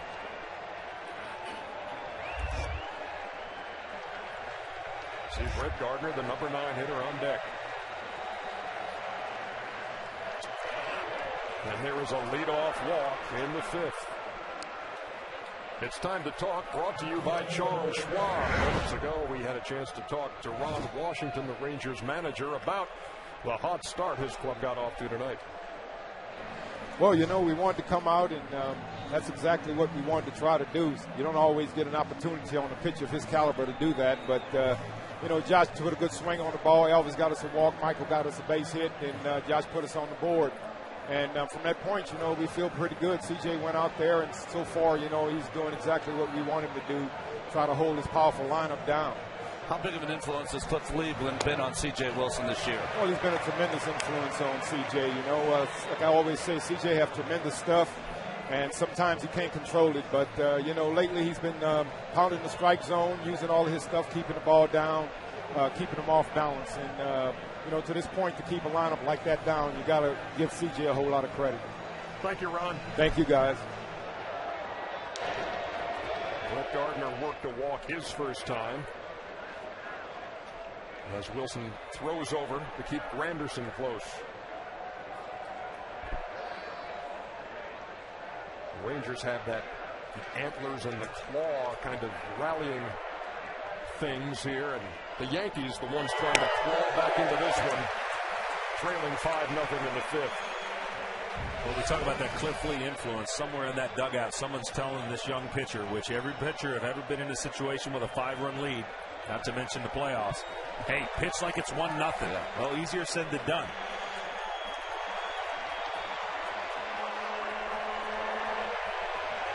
He's ahead 0-2.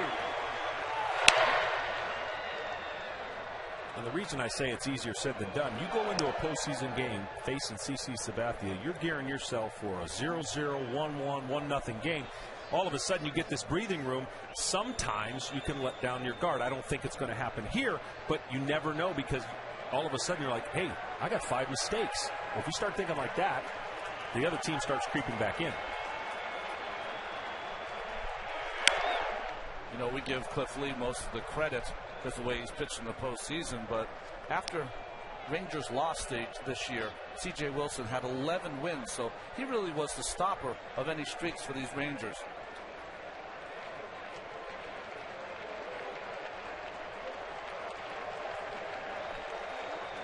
Mike Maddox, the Rangers pitching coach,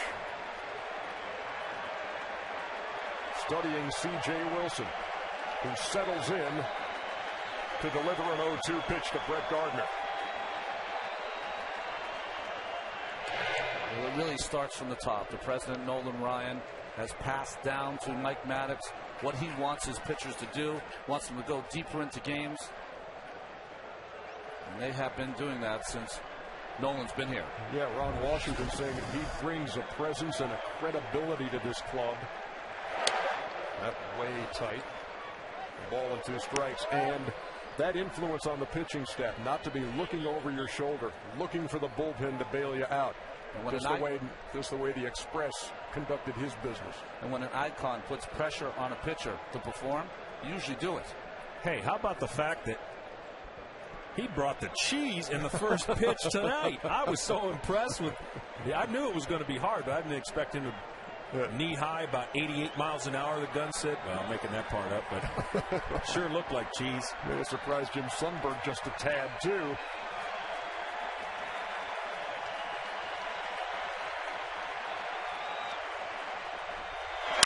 Slap to third. Second for one. Late to first. Tough guy to double. And Gardner beat the rap.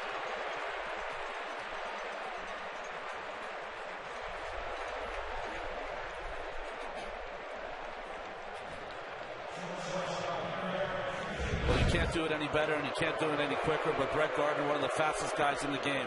Young gets it off to Kinsler at second base, and a good strong throw to first, and not even close.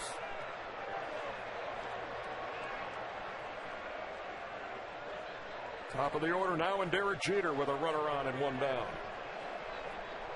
The captain is 0 for 2. Rounded to third. Flied out to center.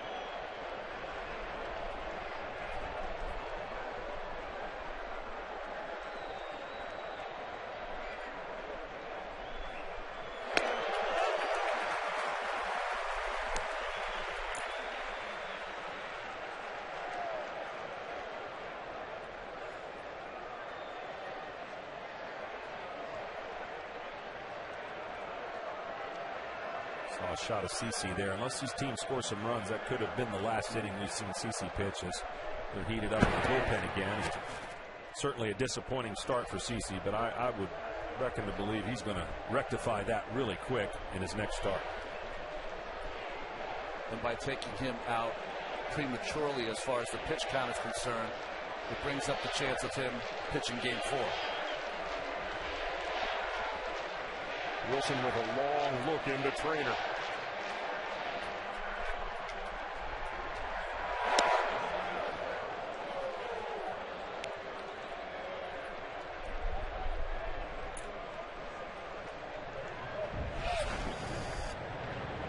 And you see CC's work. Giving up 3 runs in the first inning. And then 2 more in the fourth. The big shot, 3-run homer by Josh Hamilton. Wilson is ahead 1-2 against Jeter.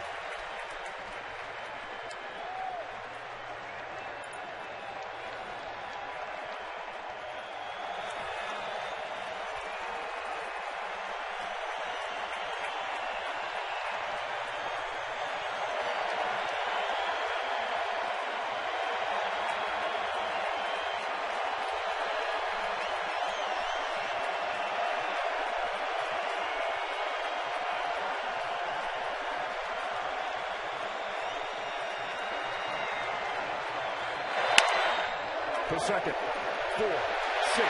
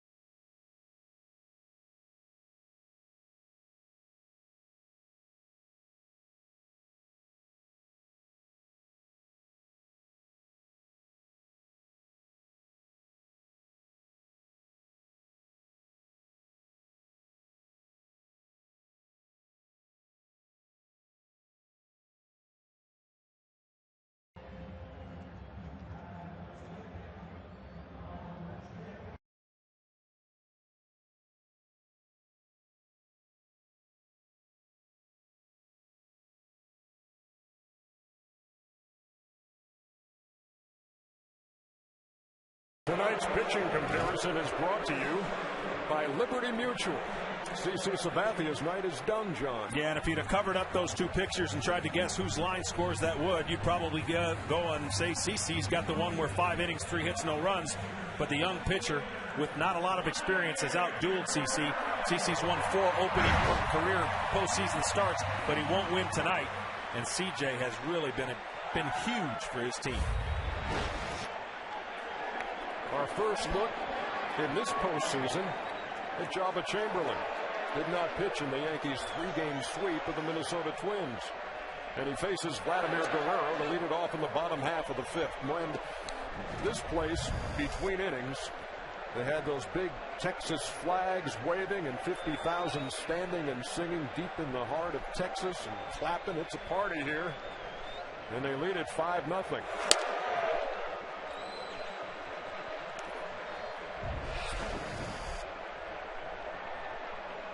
Chamberlain appeared in 73 games, tied for number 5 in the American League.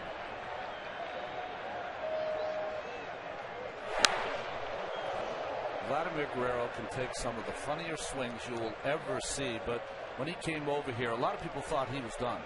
The injuries maybe thought they had taken their toll, but he has been outstanding. Not only a leader for the entire team, but especially for some of the younger Latin players on this Rangers team.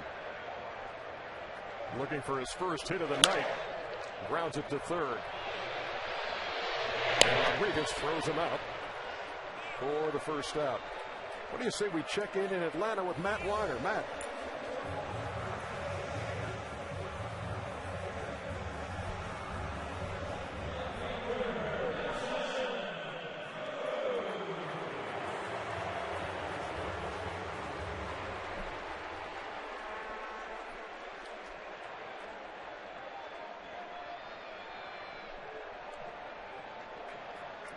All right, thank you very much, Matt. As Nelly Cruz steps in. And for Matt, I have just a little bit of ammo, knowing how the dynamic in the studio and having worked with Eck and Cal and Boomer in the past. Just a little something they might be able to have some fun with before the night is over. As Cruz fouls it off right into the Rangers dugout. The third base coach for the Texas Rangers is Dave Anderson. Back in 1988, an historic home run was hit by Kirk Gibson off of our buddy Eck, and we've talked about that before. But the guy who was in the on-deck circle but not announced was Dave Anderson, and then Kirk Gibson came up and, as I recall, hit one off of Eck. But I say that with all the respect in the world, and we have never brought that up again, obviously, in the studio. Sure you haven't.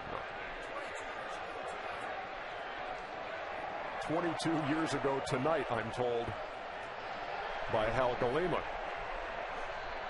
So I think they were probably already planning something back in the studio in Atlanta. Here's a ball and 2 strikes to Nelson Cruz, who takes high and away 2-2. You know, when you think of this Rangers team, you think of Vladimir Guerrero, Josh Hamilton, Michael Young. You don't always hear about Nelson Cruz, and this is going to be a postseason to watch how talented and strong this right-handed hitter is. 3 home runs in the division series against the Rays. The count's full to the number 5 hitter in the Texas lineup. He was limited this year. He had some hamstring problems. Played 108 games. Was on the DL 3 times because of that hammy. And really came through in extra innings. This guy hit 5 extra inning home runs. Nobody else in baseball had more than 2. And he draws a walk here in the 5th. It's game 1 of the American League Championship Series here on TBS. Ernie Johnson and John Smoltz and Ron Darling, thanks for being with us tonight. And if you are just joining us, I know Friday nights are busy, some of the high school football games and that kind of thing. And you've missed the Texas Rangers with a first inning explosion highlighted by a 3-run homer by Josh Hamilton. They added 2 more in the 4th off of CC Sabathia. who lasted 4 innings here in game 1. Jabba Chamberlain on in relief here in the 5th. I think you'll see the Rangers here try to get those antlers going. Against the left-hander Sabathia, you have to be a little cautious on first base. They will start the running game even with Nelson Cruz, who had 17 stolen bases during the regular season. Kinsler's 0 for 1 with a walk. Well, I don't envy Jabba's situation. He hasn't pitched in a long time. He has all the talent in the world. He's been tossed around back and forth. The story has been well documented, and he finds himself in a position he probably would have never guessed in the beginning of the year. They've added depth with Kerry Wood, and it was only supposed to be double trouble with Kerry Wood and Jabba doing what they're doing, but hopefully as they reset his situation and reevaluate, he'll have a more controlled role than he's had the first 3 years. Identity, I don't think he knows what his identity is at this point, and that's tough for a young pitcher. You know what happens a lot of times in a bullpen, the pecking order can change sometimes, and Dave Robertson has moved ahead of Jabba at this point. Chamberlain 6'2", 230. He's 25 years old. And he's working here in the 5th to center field. Granderson took a step in and then a couple back. 2 down.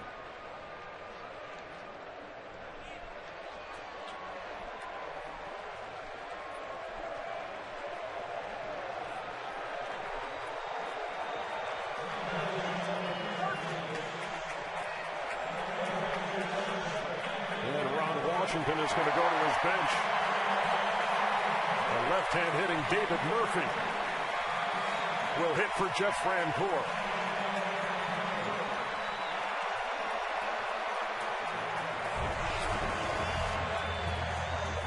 Another one of those deals that worked for John Daniels and the Rangers. Murphy came over from Boston when the Rangers sent Eric Gagne late in the year to the Red Sox.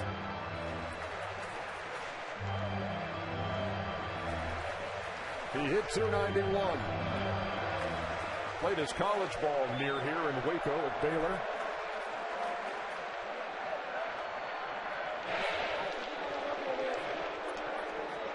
Has a lot of family in Houston. There was a big ask for tickets. Family and friends down there. It's one of the toughest things about being in the postseason. Is trying to satisfy everybody who wants to be there to watch you play.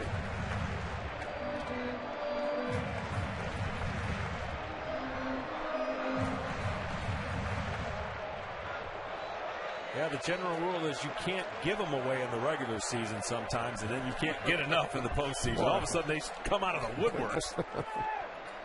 So many close friends you didn't know you had. Fouled off again over there by the Rangers dugout. And quickly Chamberlain has Murphy in an 0-2 hole. Dustin Mosley getting loose in the New York pen.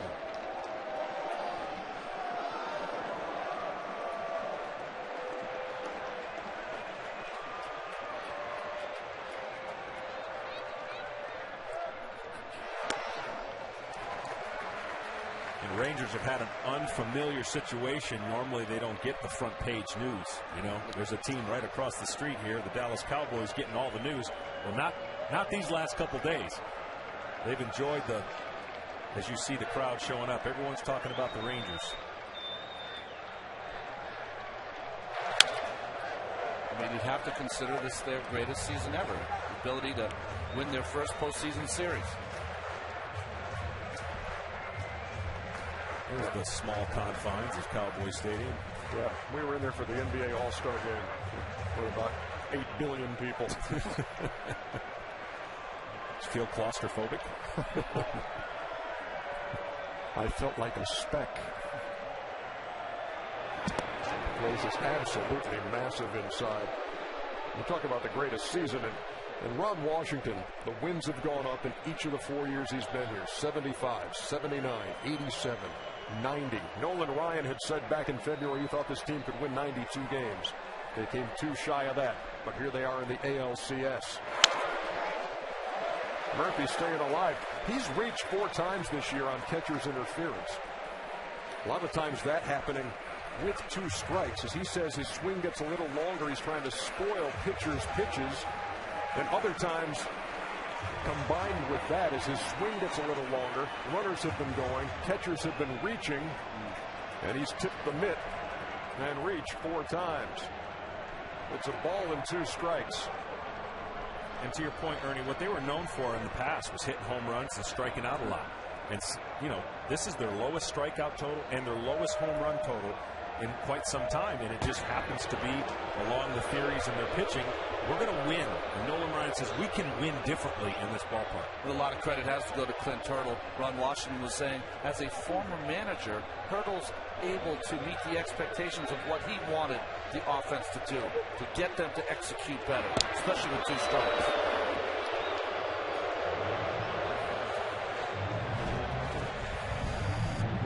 See the Rangers in the offensive department's first in batting average in 2010.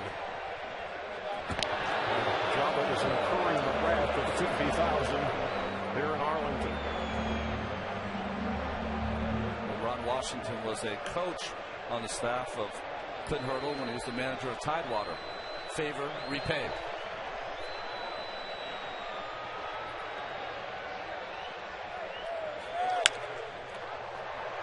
To left, and Brett Gardner barely has to move. That'll do it for the Rangers in the 5th. They are shutting out the Yankees.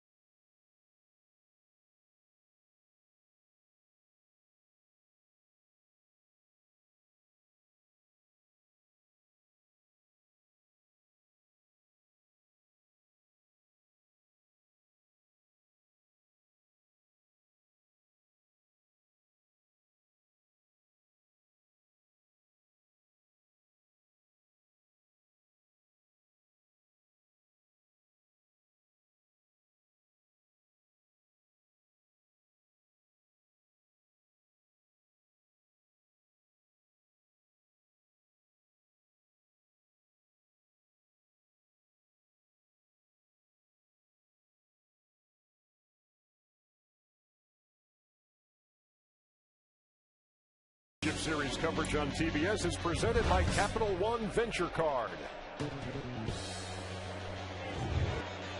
We move to the top half of the 6th inning.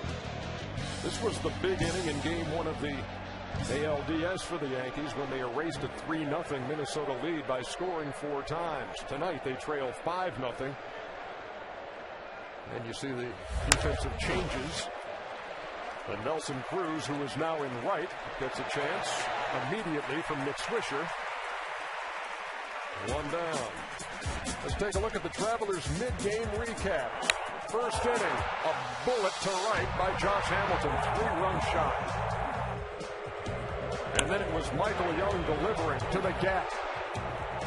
2-run double and a little claw for the guys in the dugout. It is 5-0, and here's Mark Teixeira.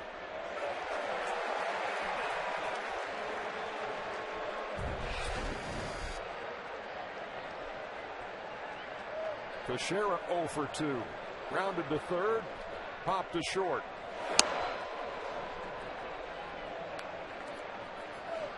Top 4 hitters in the Yankee lineup tonight, 0 for 10.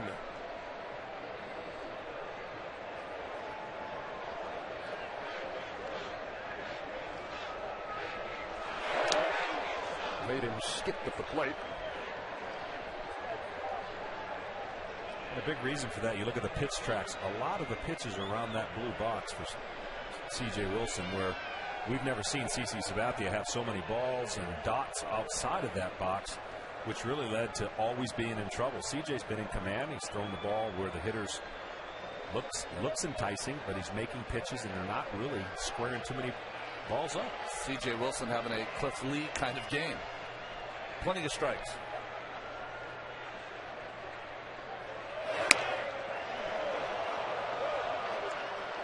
Three and 1 to Mark Teixeira.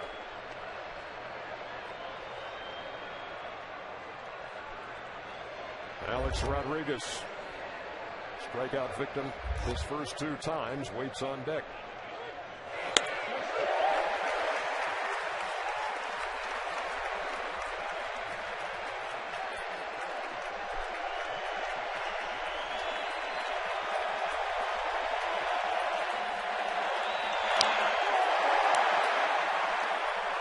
$50,000 thought they had a strikeout. Just did get a piece.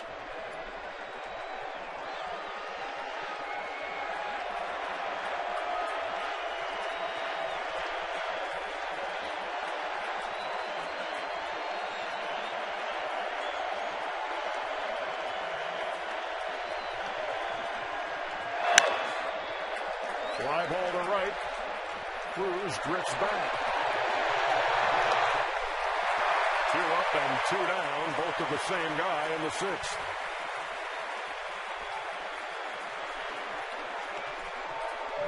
So Alex Rodriguez steps in. We take you back to April 2nd, 2003, and career home run number 300.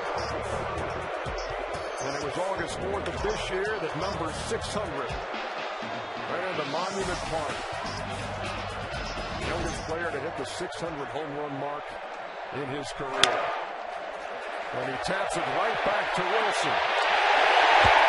Easy inning for the Ranger left-hander.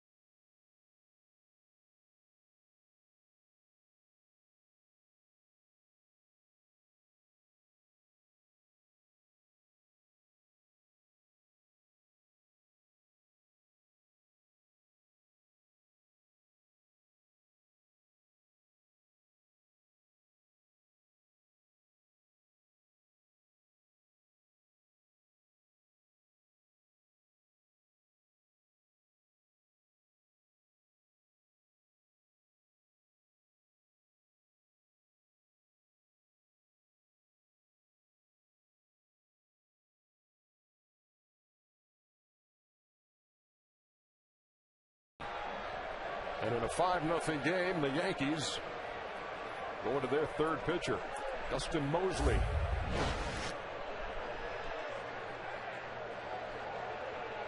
He faces Matt Trainer.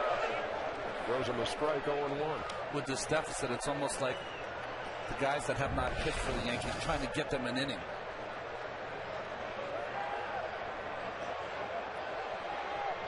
He did a Sunday MLB game here in this ballpark. As Trainer flies to center.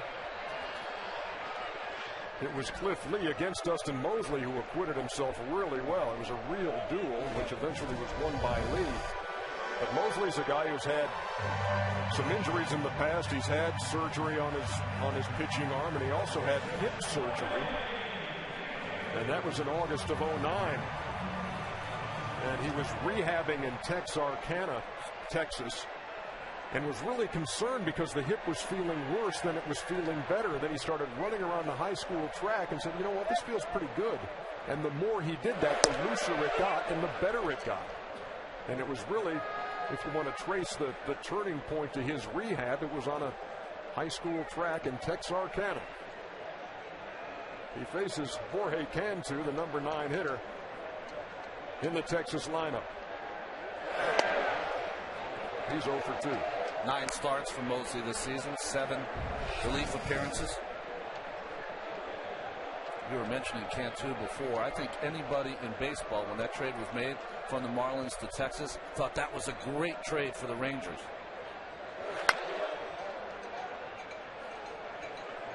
Did not pay dividends during the regular season, but maybe the postseason will prove a better time for Jorge. You know, he started game 1 of the ALDS against Tampa Bay and went 0 for 4 and did not start another game in that series. He starts game 1 against CC Sabathia at first. Sabathia long gone now as we play in the 6th. He only lasted 4.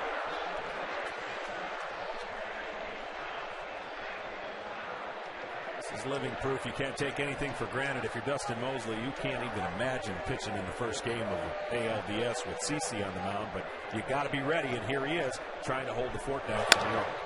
The third. And Rodriguez can't handle it.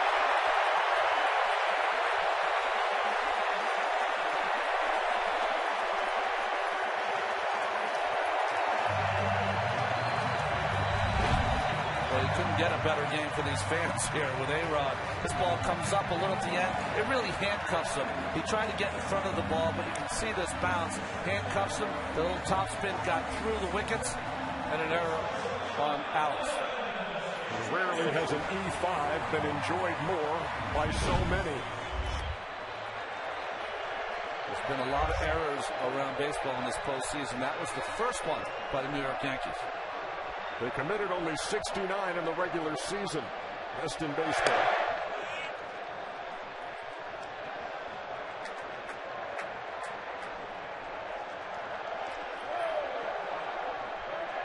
Top of that Texas order now with Elvis Andrus. Has scored 2 of the Rangers' 5 runs out of that leadoff spot. Cantu leads from first, and Andrus takes. As we check in again with Craig Sager. Well, AJ, you mentioned earlier that Ron Washington credited the Atlanta Braves with getting Elvis Andrus ready for the major leagues. A native of Venezuela, one of the first things he had to do is learn the language. He learned English by listening to country western music. Toby Keith was his favorite artist. And he would often answer questions after a game when he was with the Rome Braves by, how do you like me now? And then his other favorite song, maybe perhaps foreshadowing, I should have been a cowboy riding shotgun for the Texas Rangers. Not to mention, I love this bar.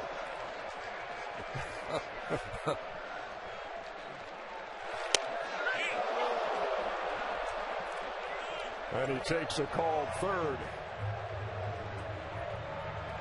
The wait, folks, is almost over. The NBA season tips off with the revamped Miami Heat.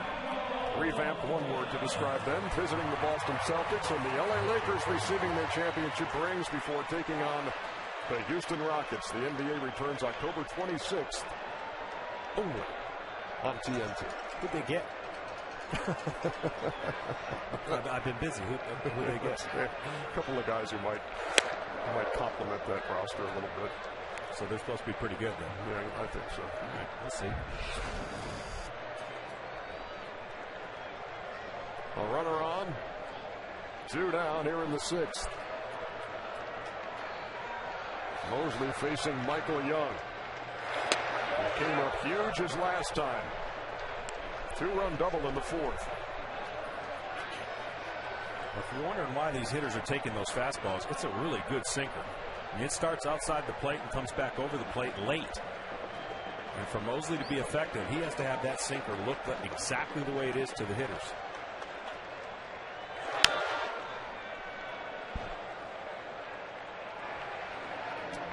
It's always interesting to see a guy that had more starts and relief appearances. When he does come in relief, they usually, as a starter, have 3 or 4 pitches. They come in relief. Usually they just go with 2. It looks like that's what Mosley's doing. Fastball, that sinker John was talking about, and the good hard slider.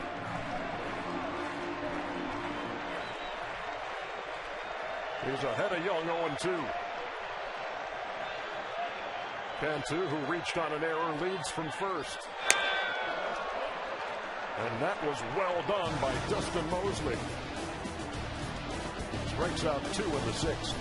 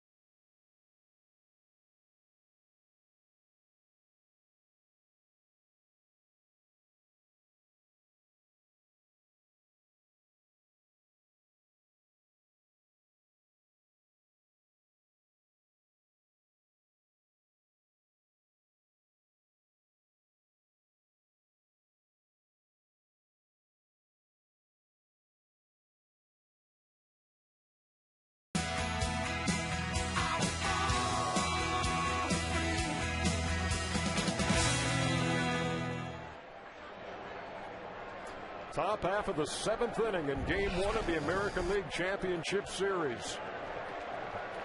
19 of 22 first pitches have been fastballs, and 15 of those for strikes from C.J. Wilson, who is shutting out the reigning world champions, the Yankees. And frustrating them also. You usually don't see the Yankees when they're down a few runs swinging at first pitch strikes. That ball up in the strike zone. Cano is 1 out of 2. Andrews made a nice play on him in shallow left his first time. He singled in the 4th.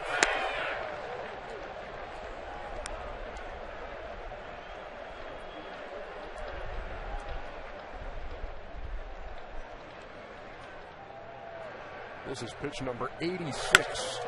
And it's down the line and right near that pole. And that ball is gone. Robinson Cano has connected here in the 7th.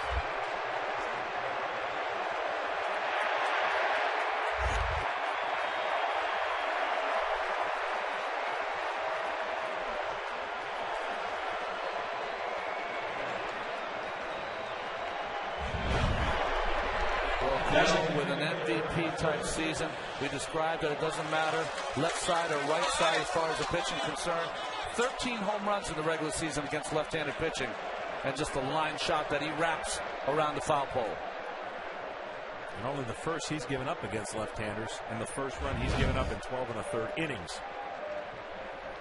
So the shutout gone as Marcus Timms steps in. It's a 5-1 game. We're in the 7th.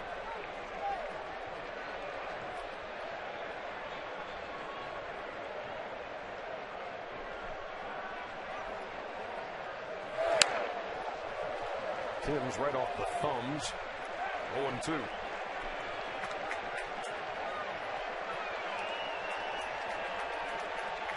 It has been a while since somebody from the left side took him deep.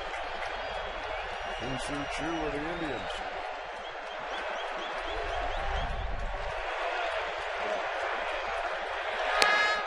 Breaking pitch missed. A ball and 2 strikes. And look at this pitch. A good try to try and get him to bite on the backdoor curveball. Definitely a ball. To short. And moves to Cantu, 1 down. Well, from the close calls at home in the first inning, Jerry Davis has been spot on today. Sports fans, listen to what Cal Ripken, Howie Long, and some of the biggest names in sports have to say about today's hot topics in sports. Check out Behind the Mic, presented by Allstate, exclusively on SI.com. Here's Jorge Posada, who's 0 for 2.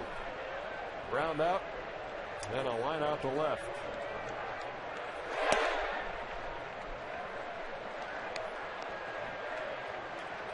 So the Yankees scoreless through 6 with the solo homer from Robinson Cano. They trail by 4. 1 out in the 7th. Posada comes up empty.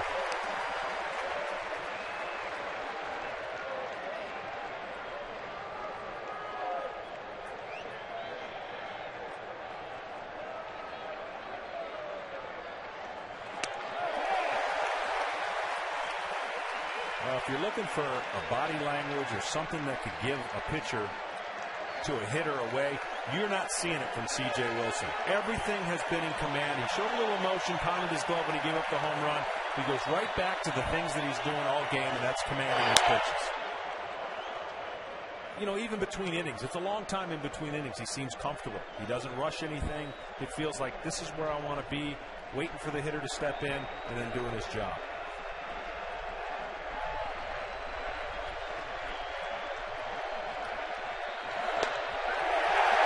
Posada punched out for the 2nd out.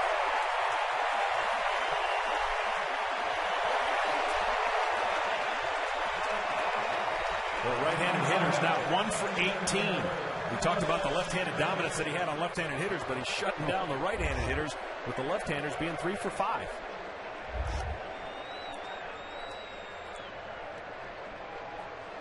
And one of those, Curtis Granderson, who singled in the 3rd. He also walked in the 5th.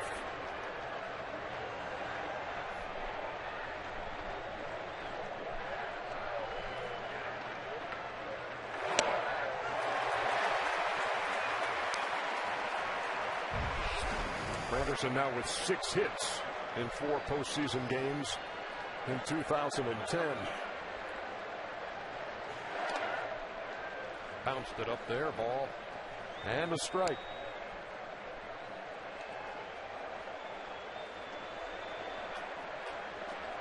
'29-year-old C.J. Wilson. Right back to him.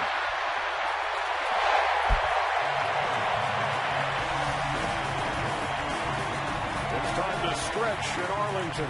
It's also time to honor America with God Bless America. And now, ladies and gentlemen, we ask you to please rise and join with the New York Yankees, the Texas Rangers, and all of Major League Baseball as we pause to honor the men and women of our armed services, both at home and around the world. Tonight, we invite you to join in singing God Bless America with Michael Bortz from the Vocal Majority. God bless America, land that I love. Stand beside her and guide her through the night with a light from above. From the mountains to the prairies to the oceans, white with foam, God bless America, my home, sweet home. God bless America, my home, sweet home.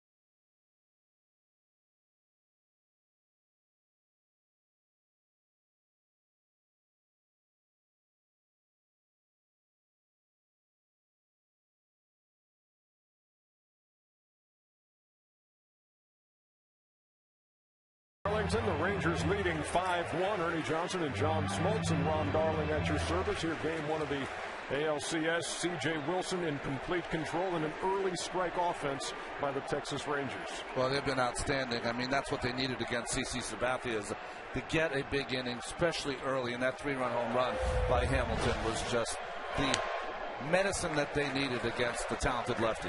Hamilton leads it off here in the bottom half of the seventh. And, John, I know that seeing Nolan Ryan bringing the heat wins this game before it was started, I know is something you would like to see again. We are trying to get that in this half inning. Glenn Diamond, our producer, promises that is really a priority. That ball is grounded down the line, but foul. And Glenn has produced this moment. Look at this. I mean, he's walking out. Don't know what you're going to get. You know it's an exciting time, and he gives you everything, and then bam, right on you. I loved it. It's maybe the first time in history that a ceremonial first pitch was described as filthy. Nolan Ryan bringing it to Jim Sundberg. And even Nolan Ryan getting the kick out of it as he checks out the monitor downstairs. Let's go to Craig Sager. Well, Jim Sundberg is one of the greatest catchers defensively in Major League Baseball history. He has 6 gold gloves, but I think he is more nervous than Nolan Ryan. When they talked about doing the ceremonial first pitch, they told Nolan that he could stand on flat ground in front of the mound. He goes, I want none of that. I want 60 feet, 6 inches. And when he threw that ball, Sundberg goes, thanks for not crossing me up. Josh Hamilton is caught looking to lead off the 7th. That's 3 straight strikeouts for Dustin Mosley. Well, again, you're looking at a hitter. This ball's inside, and it comes back. You see the little left tail of the pitch tracks there, and it's just really good sinker that's kept these hitters for his last 3 strikeouts. Impressive. Joe Girardi's Yankees trailing 5-1, bottom half of the 7th. Mosley to Guerrero. This will be a little tougher test because Vlad can hit it off his shoe tops. Doesn't matter how much it's sinking. In fact, he'd prefer it there. That's right.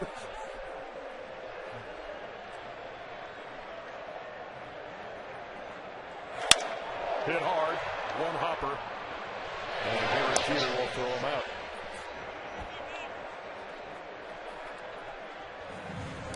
Here is tonight's John Hancock leaderboard.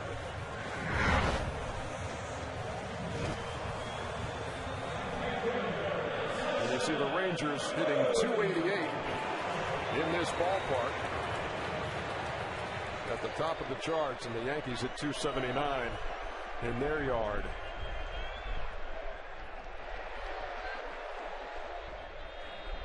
I know statistics show home field advantage doesn't have as great of an advantage as you would think, but I'll tell you what, when you're the Texas Rangers, or for that matter, any ball club, you want home field advantage. And that statistic right there helps when you feel comfortable hitting in your ballpark. Rangers hit 276 overall, which was the best in baseball. And that 288 mark at home, second in baseball and first in the American League. As that pitch is fouled off.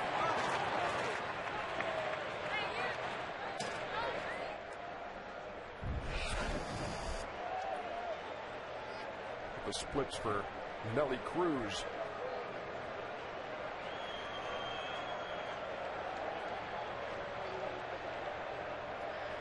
.371 here at Rangers Ballpark in Arlington, which is jam-packed for Game 1 of the ALCS.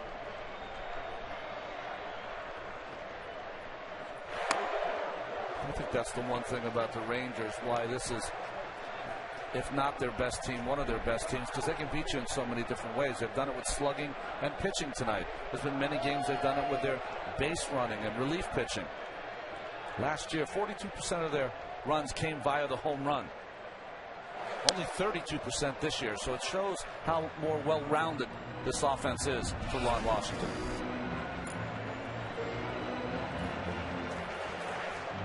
We already talked about Nolan Ryan's influence, but Mike Maddox has done a great job coming from Milwaukee and establishing the idea that, guys, we can pitch in this ballpark, and this is how we're going to do it. We're going to throw strikes, we're going to mix and match. They got some power arms in the bullpen that they can bring in.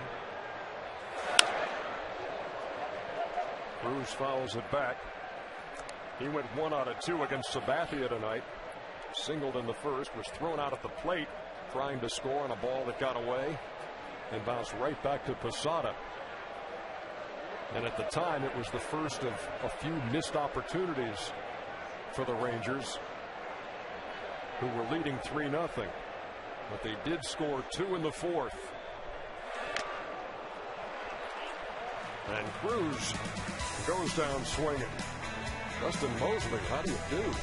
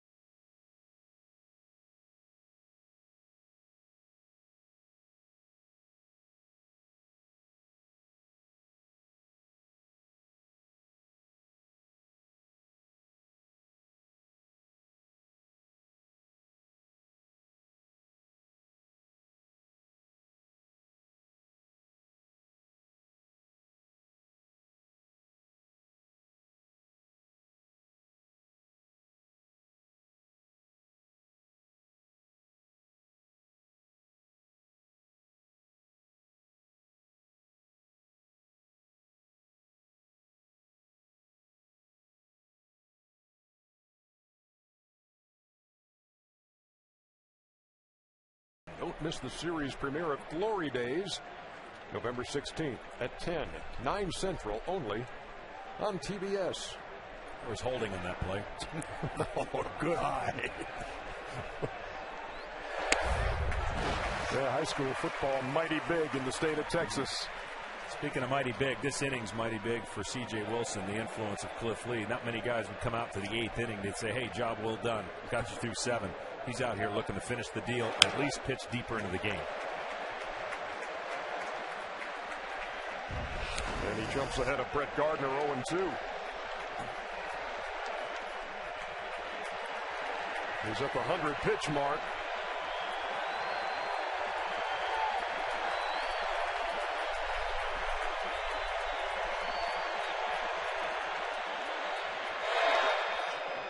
Gardner wouldn't fish. A ball and 2 strikes. The Darrens are up in the Texas bullpen. The left-hander, Darren Oliver, the right-hander, Darren O'Day. Or as Darren O'Day said yesterday, he said, well, you know, there's the good-looking Darren and the homely Darren. Which Darren Oliver did not appreciate. And look at that hustle play by Brett Gardner. At speed at the bottom of that New York lineup. The head-first slide and the leadoff hitter on here in the 8th. Well, Cantu has played a lot of third base, and first base here, he's so far off that he's not able to get to the bag himself, and Gardner just has such great speed. See the reaction from C.J. Wilson, just a half second too late. By the time he gets over there, no chance with that speed and the daring play by Gardner. Well, one thing you got to do is get him the ball a little bit sooner, too, as the first baseman. He just waited just a little too long, and lucky for Mr. Gardner, he didn't get his hand stepped on. So he is on to lead off the 8th in a 5-1 game. Top of the order now for the Yankees and Derek Jeter. He's 0 for 3.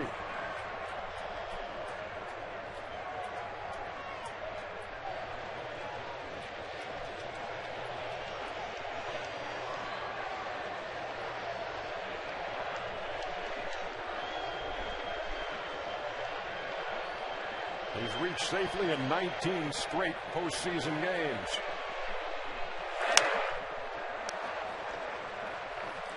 Well, coming into this game today, Jeter well over 400 against left-handed pitching in his postseason career. 22 double plays he hit into, though, this season. And he hit into one in the 5th to end the inning. Wilson looks at Gardner, and now comes to Jeter. That ball well hit, fair ball, into the corner and left. Gardner is around third as the ball gets away from Murphy, and the Yankees are down 5-2.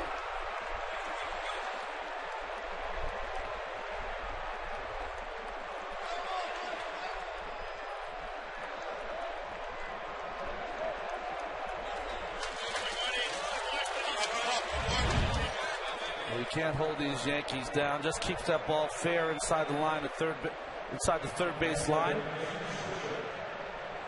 David Murphy, who came in to pinch hit for Jeff Francoeur, had a little trouble there in left field.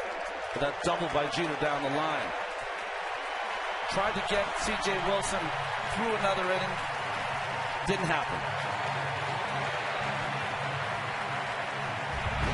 You see the carom that ball took off the wall, and Murphy had to retrieve it. And listen to this ovation for C.J. Wilson.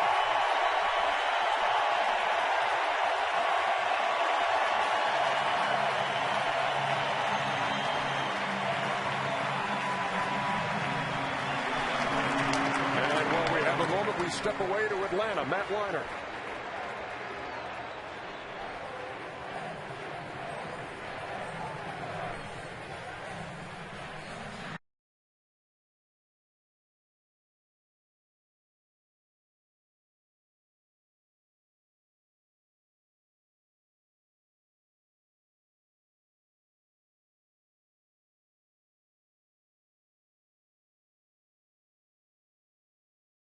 Post-game show with Matt Weiner and Dennis Eckersley.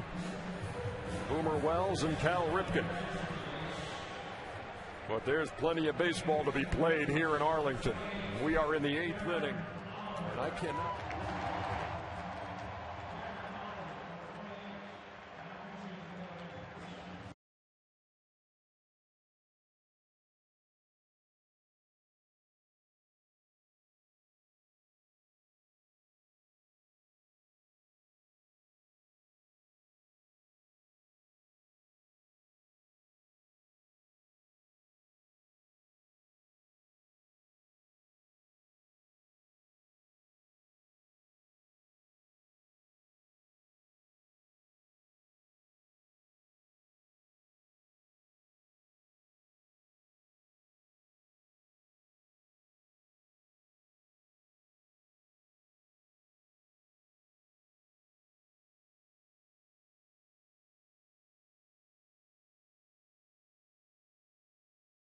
State. That play by Brett Gardner to lead off the inning on the grounder to first and the head first slide, and then Derek Jeter with the run scoring double to make it a 5-2 game as Darren Oliver's come on in relief.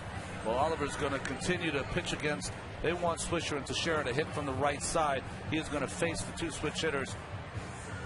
And the one thing you get from the Yankees is just an outstanding job again by the bottom of their lineup, able to get on, hustle plays to set up the big inning for the middle of the order hitters. So Jeter at second after the run scoring double. Nick Swisher at the plate. And the veteran Darren Oliver, 40 years old, on in relief of C.J. Wilson. And at this point of the game, you'll trade outs for that run. What you start doing is you start thinking a little negatively. Oh, 2-run homer, that brings them within 1 run. You start thinking of all the things that can happen. So when you get outs, it starts making you feel a little bit better because they just want to get to the 9th inning with the lead. Ran it inside and missed. A ball and a strike. Oliver turned 40 earlier this month. In fact, it was October 6th. And he pitched in Game 1 of the ALDS against Tampa Bay on his birthday.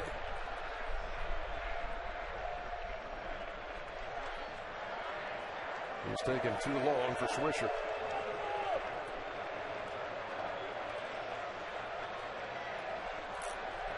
Back when these teams met in 1996, Darren Oliver was in the starting rotation. Started Game 3 of that series against the Yankees.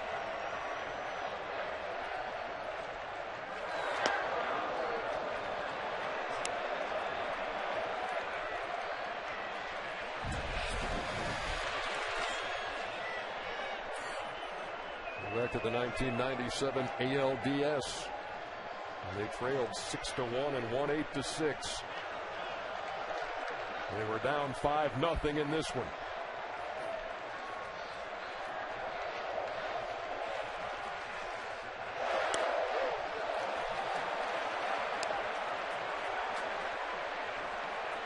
What had been a carefree atmosphere in this ballpark has turned suddenly tense. Good discipline at the plate by Swisher. Those are 2 pretty tough pitches to lay off of. If you're aggressive and you want to make something happen, that's what Darren Oliver was trying to feed off the aggressiveness of the hitter, and he didn't bite. The 3-run caught the corner, count full.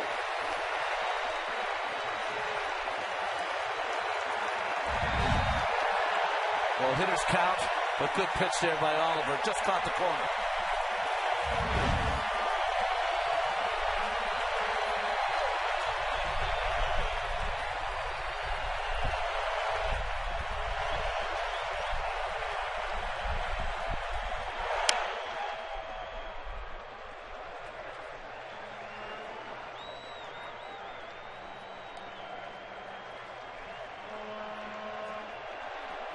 Oliver's strength now at 40 years old is that he can throw any pitch at any time in the count. The curveball there, 3-2. Can turn the ball over, has a good cutter.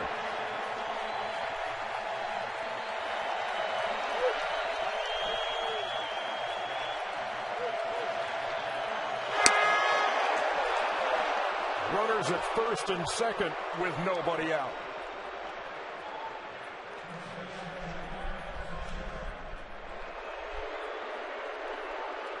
And look who stands at the plate representing the tying run. The former Ranger, Mark Teixeira.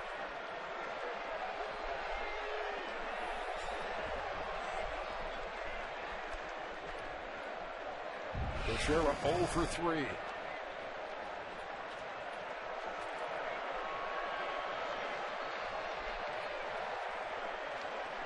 Saw Dave Anderson moving Michael Young closer to the line at third base.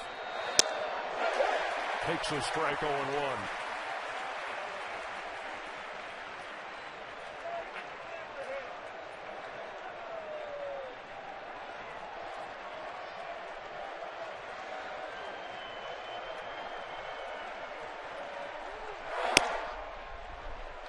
Teixeira came up huge in Game 1 of the ALDS against Minnesota. A little hanging slider here from Jesse Crain, the right-hander. Extended that lead for the Yankees in that game. Darren Oliver here. You just got to trust and make believe you're going to get a ground ball. Right now, get a ground ball, turn 2, reset the momentum to your team's favor. Almost nipped him inside. 2 balls and a strike.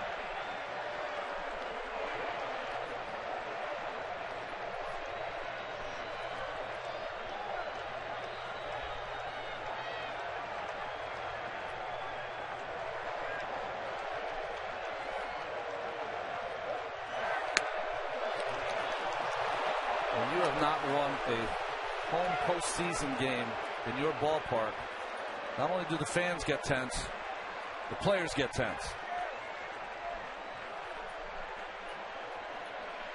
C.J. Wilson can really stand to watch. Full count.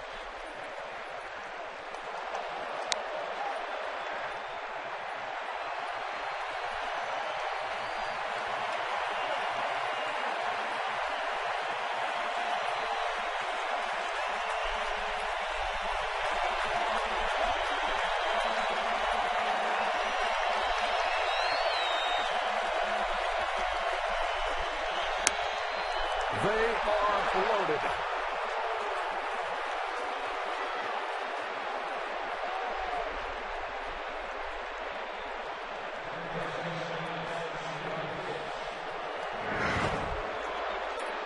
Well, you look at the pitch sequence. He starts off with a great pitch and then is never able to really locate his fastball and gets behind in the count, puts a lot of pressure on this 3-1 pitch, makes it, gets a foul ball, and then just leaves it outside. And now we're going to get a pitching change and hope that O'Day can quiet the Yankees.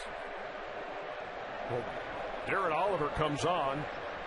A left-hander out of the pen. Gets those 2 switch hitters to turn around and hit right-handed. He walks them both. We'll be back.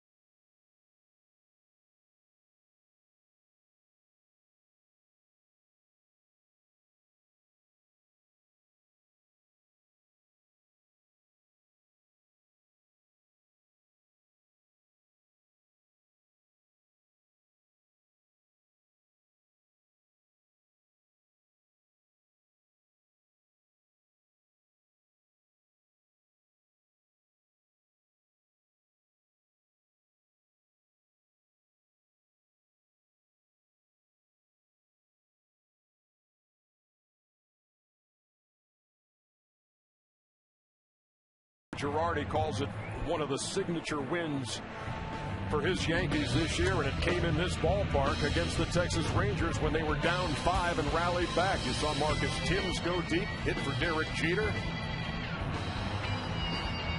And then Timms drove in Brett Gardner for the go-ahead run in a 7-6 lead, and Mariano Rivera got Vlad the ground out to end the game. That was on August 11th, and they rallied to win it 7-6.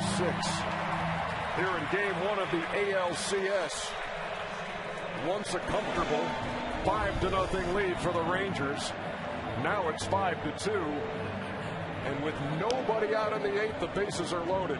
What a spot to come in for Darren O'Day. Well, another great pickup for the Texas Rangers from the waiver wire.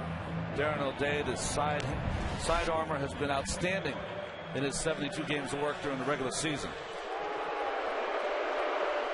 He is in to get a ground ball.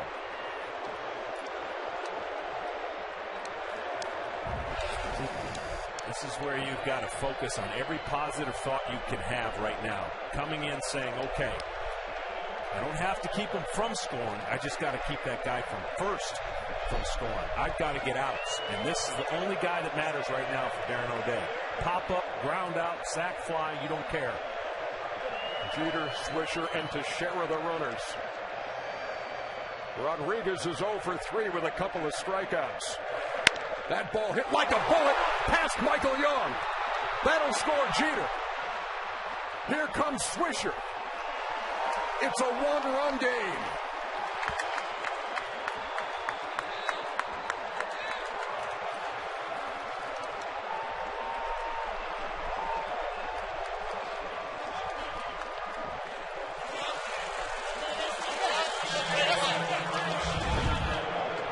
Nothing has gone right since Washington has gone to the pen, and there's no chance for Michael Young.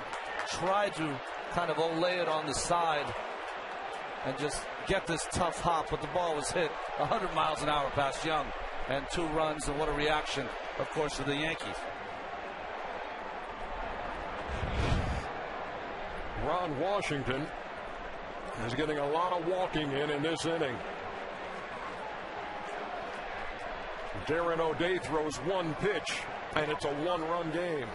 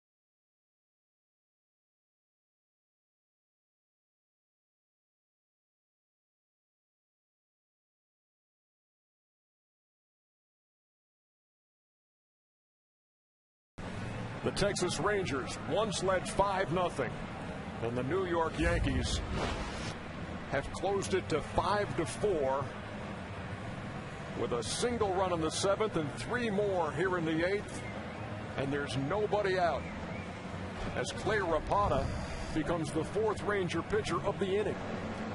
Yeah, and he's in here to do one thing and one thing only. Get Cano out. He's a left-handed specialist. Rare you see 2 pitchers come in that throw from opposite sides, sidearm. But that's what we've seen today. Ron Washington has added 2 left-handers to his pitching staff who were not on the roster for the first round, in Clay Rapata and Michael Kirkman. And to get as many lefties in there against this New York lineup, and specifically, as he told us before the game, for situations like this, to get Robinson Cano out. Cano bats with runners at first and second and nobody out. He homered his last time for the first New York run. The tying run is at second. Rodriguez at first after his 2-run single. Right back up the middle. This is going to tie the game. Teixeira scores. Rodriguez to third. It's 5-5.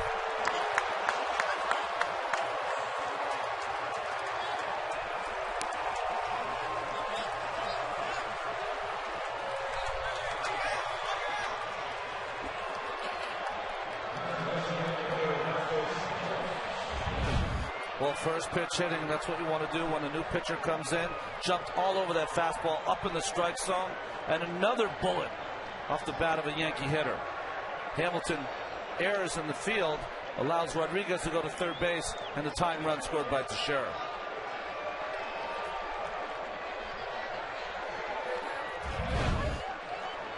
As you point out, Ron, E8 allowing Rodriguez to go to third. Ron Washington is seeing way too much of the field here in the 8th. What an inning by the New York Yankees. They've scored 4 times to tie the score, and the go-ahead run 90 feet away.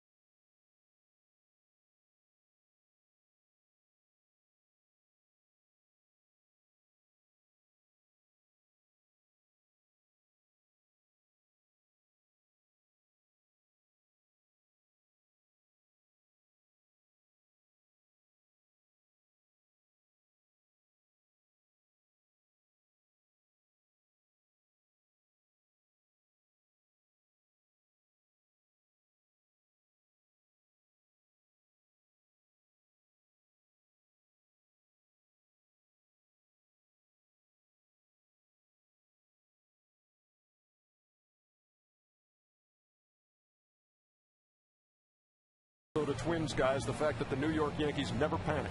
They never panic.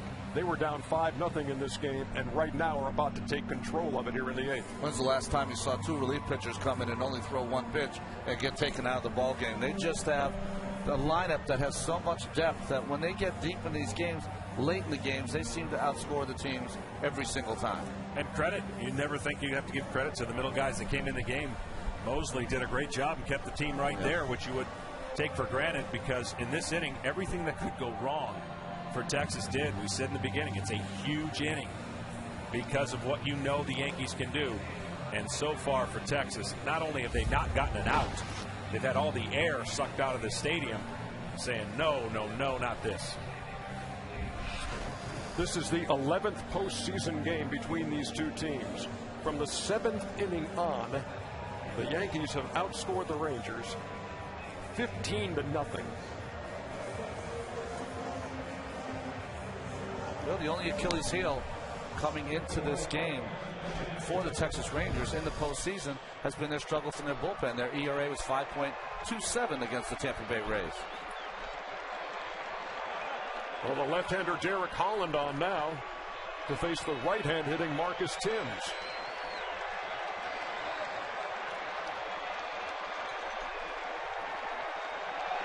This place is in a state of shock. Go-ahead run at third.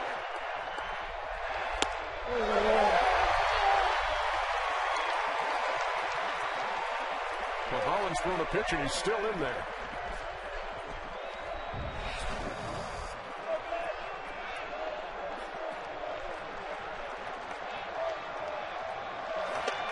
Ran it inside and missed.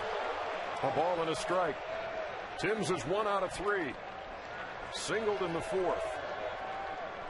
Yankees were scoreless through 6. Cano homered in the 7th, a solo. 4 runs here in the 8th to tie it. Still nobody out.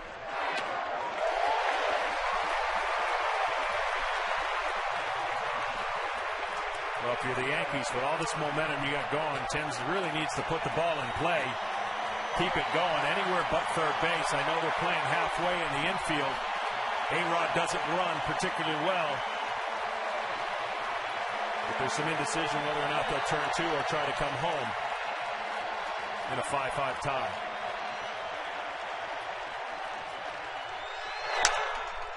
Foul pass first.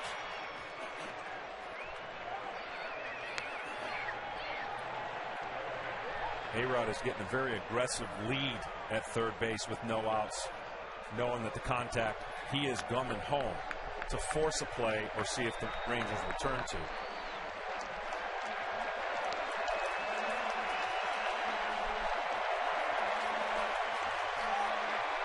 Ron, you got to think you got to try to throw something at his feet down in the dirt, see if you can get a strikeout.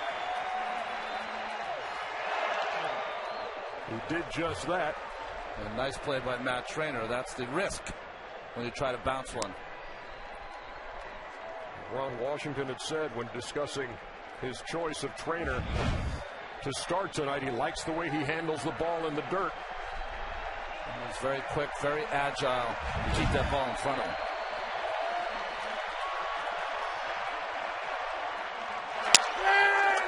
Shattered his bat, and the Yankees have the lead.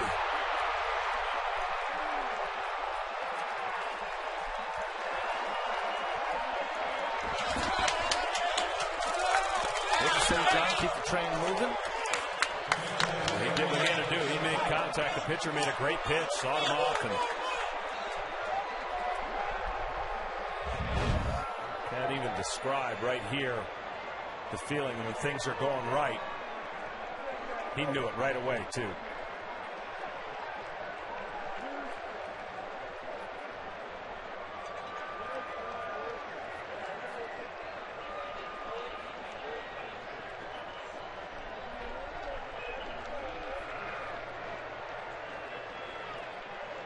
Marcus Timms delivers the go-ahead run on a broken bat single to left.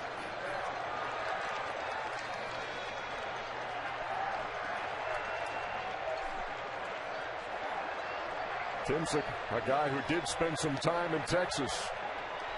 Traded for Ruben Sierra back in 2003. Haunts his old team. And here's Posada. Still nobody out. And it all started with that hustle play by Brett Gardner, the number 9 hitter, diving headlong into first on a grounder to first.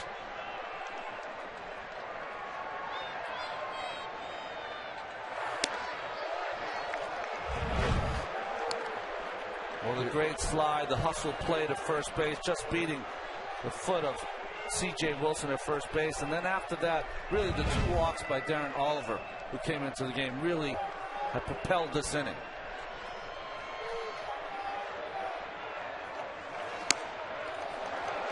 What's amazing about the postseason, as we've said over and over again, stuff like that is a rally. I mean, it's amazing how many times you think, okay, no big deal, guy on first, then a hit, all right, no big deal, and the hits have not stopped.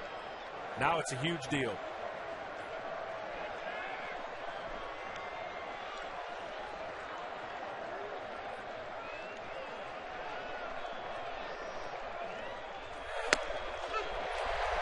Three balls and a strike. Like Yankees baseball, this offense kind of wears you out after a while. They scored 4 or more runs 52 times this season. That's number 1 in the majors.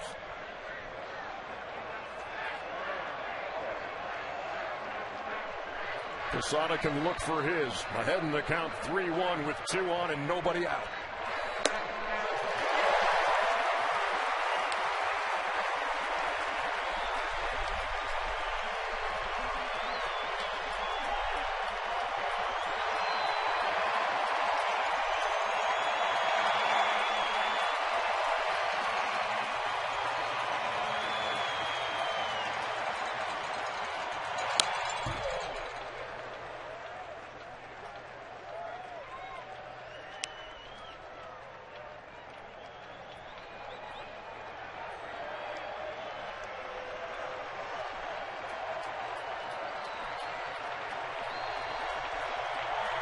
Posada, the 8th Yankee to bat in the inning.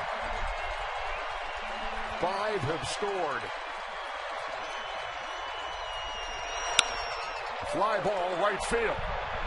Drifting back goes Cruz at the wall, makes the play. Cano will tag and move to third.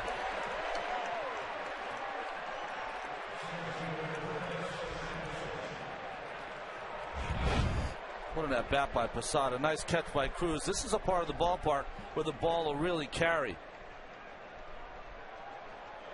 Finally gets on it, bangs into that wall, but nice base running by Cano to get to third base. Where a fly ball will get him home with the 7th New York run if Curtis Granderson can deliver. Well, tough situation for the Rangers. You really can't turn 2 on Granderson unless he hits a one-hopper to the middle of the infield. You're looking for a strikeout if you can get it from your pitcher.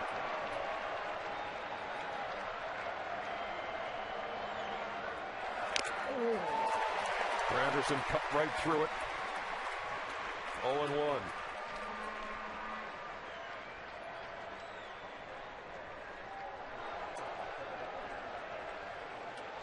Well, Texas must feel like they have enough firepower late in the game. I don't know how you can think that with Rivera looming in the pen. Think that with Granderson up, you might want to pull all your infielders in. Try to keep this at a 1-run deficit. Missed with the 0-1. Grounded into double plays only 3 times in the regular season. And once in the Minnesota series. Curtis Granderson. The 1-1.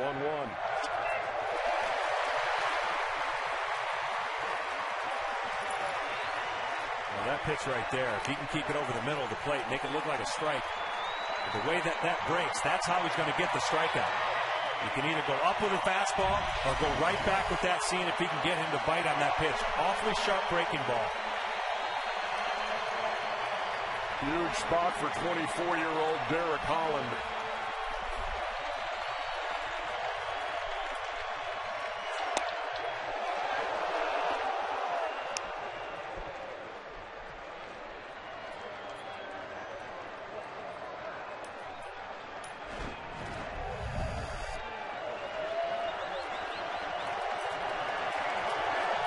The 5th pitcher of the inning for the Rangers.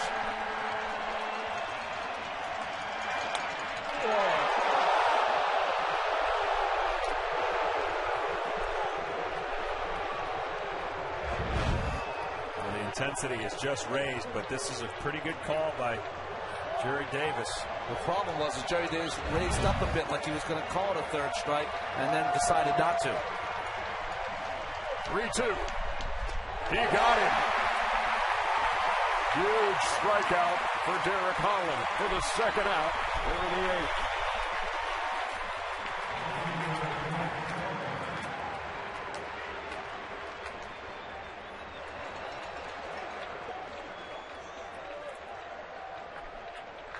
Here is Brett Gardner, who started the inning just like this.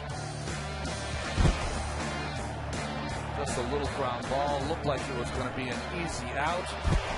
But just great athletic talent and speed starts this inning for the Yankees. And he scored the first of 5 Yankee runs in this inning. He bats with runners on the corners.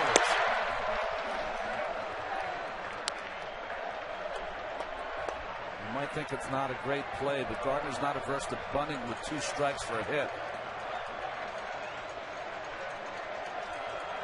Michael Young at the edge of the grass at third.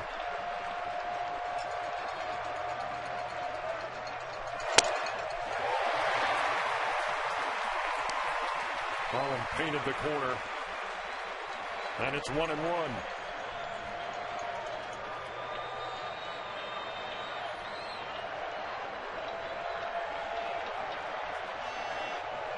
The Texas lead gone here in the 8th. Derek Holland trying to keep the deficit 1.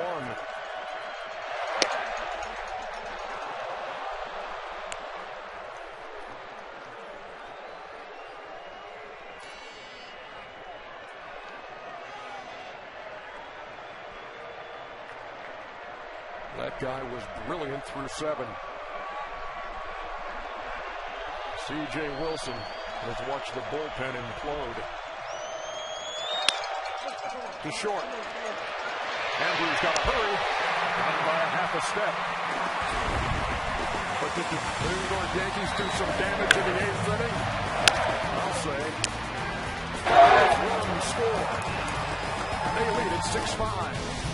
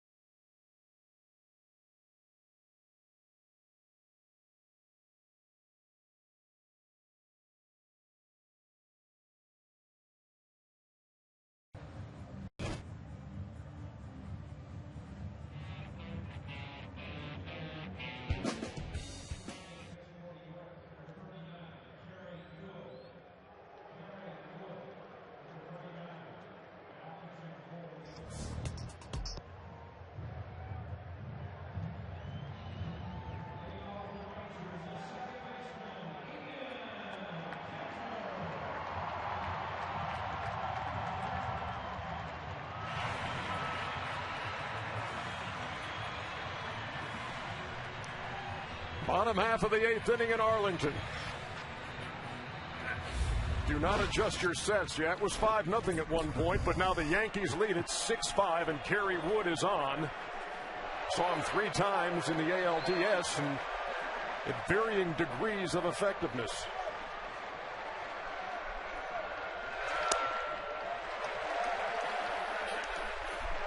For those 3 appearances, he had 1 clean inning, but the other 2 are kind of shaky, especially with his control. He faces Ian Kinsler, leading off the bottom half of the 8th. Misses with his first 2. One of the things you got to do if you're the Rangers, you got to reset your mind. You know, if you thought coming into this game you'd be down 1 run in the 8th inning, you take it, but not the way it's happened. And now all of a sudden that mojo's got to turn in your favor.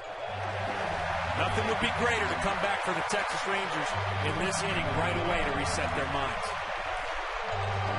Because they know they know what's looming in the night.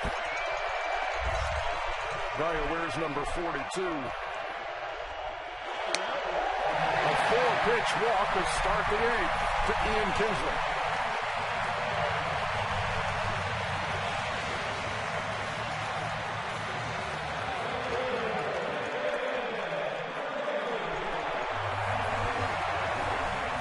Well, here's David Murphy, who pinch hit earlier for Jeff Francoeur. Stayed in the game to play left field.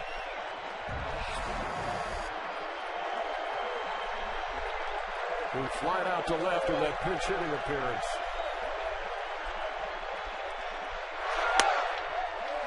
Like to see how aggressive run Washington's going to be here and see if he can take advantage of what we've been talking about. The Yankees giving up a lot of stolen bases this year.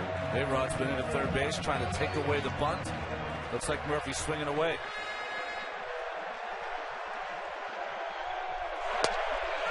And there's a strike after 5 straight balls, 1-1. Boy, he really got that pitch. That ball looked like it was a little outside. Nice job by Posada of framing that fastball from Wood.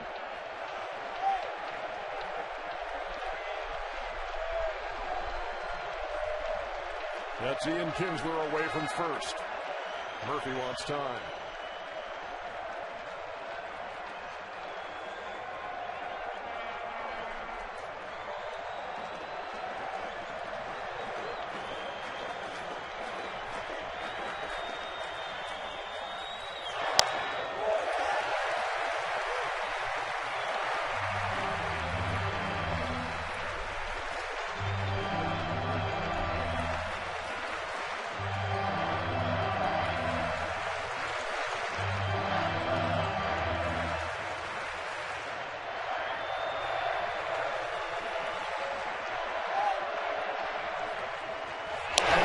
Him off. Kinsler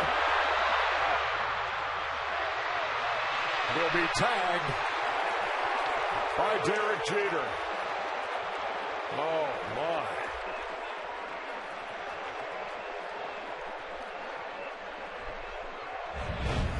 Well, we talked about the aggressiveness, and here Kinsler was taking off on the pitch to try to steal that base. They've been aggressive all season long. Were they going to be intelligent and aggressive in this series? Bad play there by Kinsler. 2-3-6 on the putout. 1-3-6, excuse me, and for the New York Yankees after a leadoff walk in the 8th. Boy, Kerry Wood needed that. Just cannot let those little mistakes happen at this time in the season. You appreciate the aggressiveness, but cannot get picked off, especially with the way that the Yankees' inability to throw out base runners. You don't even have to get the greatest jump.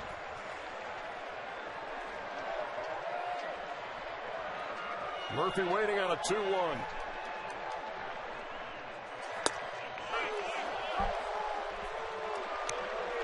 How big a play like that is for a guy coming out of the pen after you've gotten a shaky start with the base on balls. You get the pick off, and now you got a chance to get your second out. I'm telling you, it just resets everything. You might not. You might internally know, I don't know where I'm throwing my fastball. Well, you get a pick off like that, it feels good again. Let's take another look at it. Well, not a special move over there. Nice quick snap move by Wood, but really just trying to time Kerry Wood going to the plate. Just a mistake by Kinsler, and a good run down there by Teixeira and Jeter.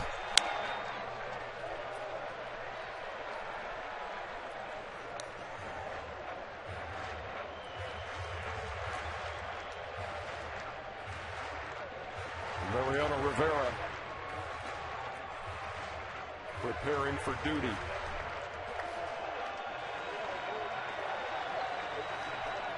We're in the 8th. Murphy hanging tough. 3 balls and 2 strikes.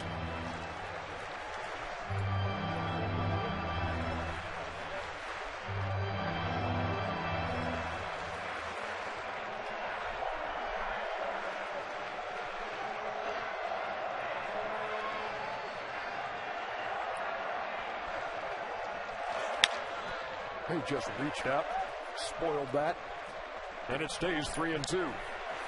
He's predominantly staying away. If there was ever a time that he wanted to get aggressive with a breaking ball in a defensive mode, he might get Murphy to swing over the top of it, but most of the calls that he has been making is fastball away. Another payoff to first. Teixeira will take it himself. 2 down. Let us take a look at tonight's Nissan game summary. The Yankees with CC Sabathia on the hill, falling behind in the first. Josh Hamilton rifled a 3-run homer over the wall. Rangers would lead it 5-0. But look at that 5 in the 8th as the Yankees bat around. And the Texas Ranger bullpen absolutely unable to get it done tonight. With so many things, good things happening for the Rangers in this ball game. The things you're going to remember are the bullpen, like you mentioned, Ernie, and you're also going to remember the base running gaffes by not only Kinsler there getting picked off, but Cruz in the first inning with the bases loaded, getting thrown out at home. The Dave Island now to talk to Kerry Wood, as Julio Bourbon has already been announced as a pinch hitter for Matt Trainer.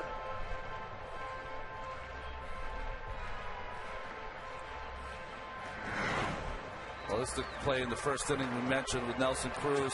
Ball all the way back to the backstop. Comes right back to Posada. And nice tag by Sabathia. Just got him on the left arm before his foot got on the plate. And especially from that first angle, it looked like there's no way they got him. But then when you look at it from the others, the high tag did beat Cruz's slide to the plate. And that kept it a 3-0 game at that point. And that's a great shot from our guys in the truck.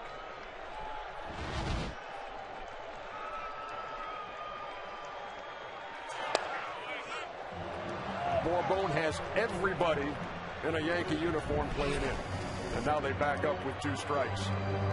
Well, you know a guy has great speed when even the middle infielders are playing 3 or 4 steps in, almost like they're a double play down.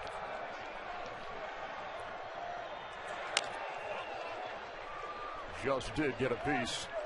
It stays 0-2. The reason they were all in, 17 bunt hits this year for Bourbon. Oh, another one of those Rangers who can really help you with the speed game.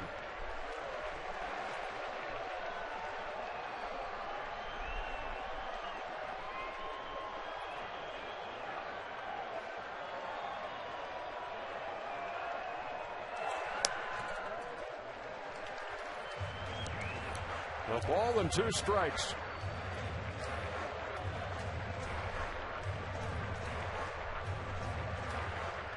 Kerry Wood walked the first man he saw, Ian Kinsler, on 4 pitches, then picked him off. Murphy grounded out. And Julio Bourbon stays alive, 1-2.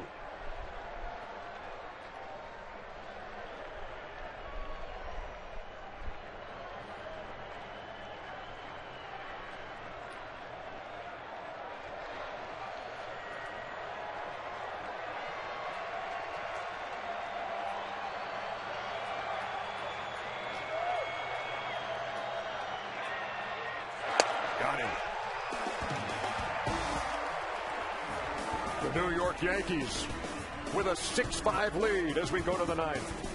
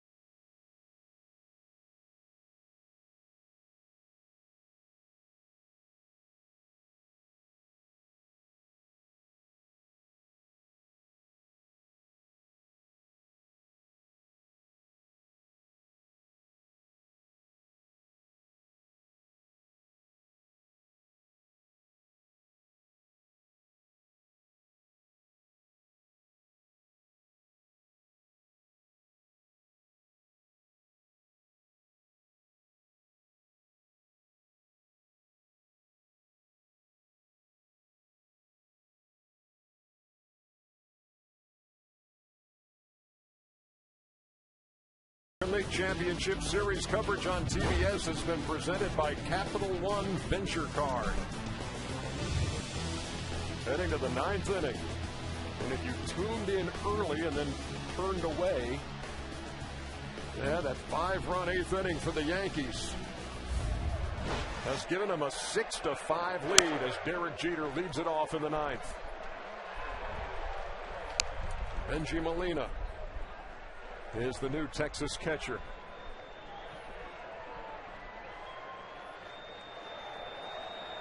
And Derek Holland remains on the mound for Texas.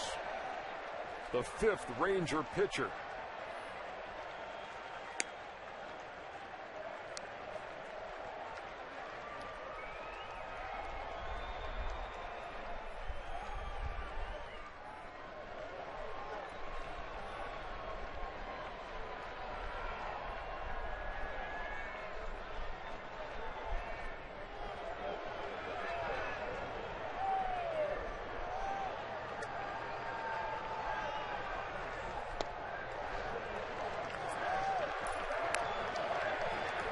And a strike to the Yankees leadoff hitter. Jeter a run-scoring double in the 8th. As the Yankee bats woke up. That ball's hit to center. Josh Hamilton on his horse. And Jeter pulls into second with his 2nd double in as many innings.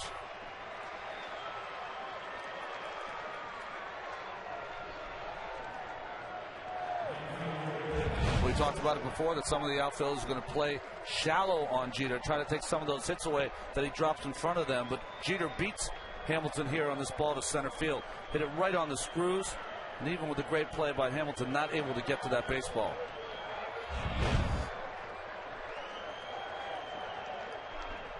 Derek Jeter and the Yankees trying to give Mariano Rivera a little 9th inning cushion. The lead right now is 1. Here is Swisher. Hitless on the night, but a huge walk in that 8th. Tried to bunt and fouled it. In addition to all those run-scoring hits, were those 2 walks by Darren Oliver issued to Swisher and Teixeira back-to-back. Really fueled that rally. Swisher had 3 sacrifice bunts in the regular season.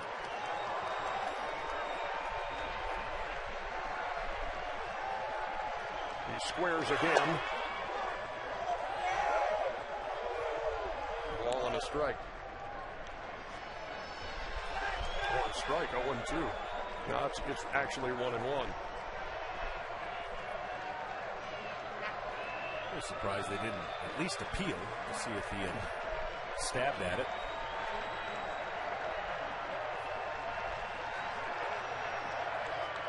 They creep in at the corners. And Holland looks Jeter back.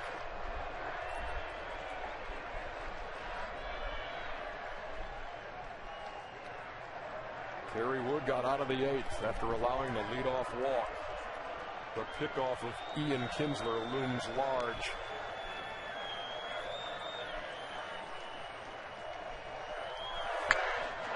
Swisher pops that up, and Molina makes the play.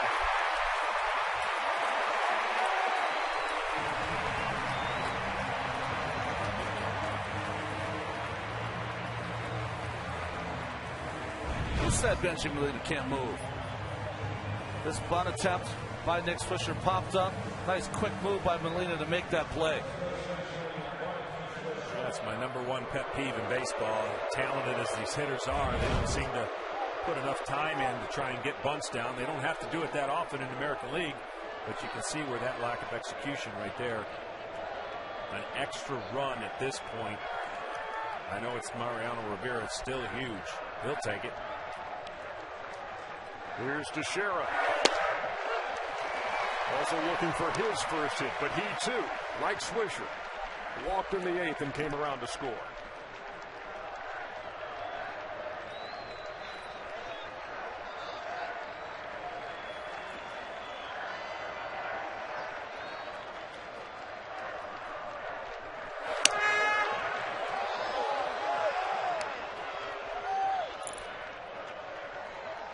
6 runs, 10 hits, 1 error for New York. 5, 6, and 1 for the Rangers.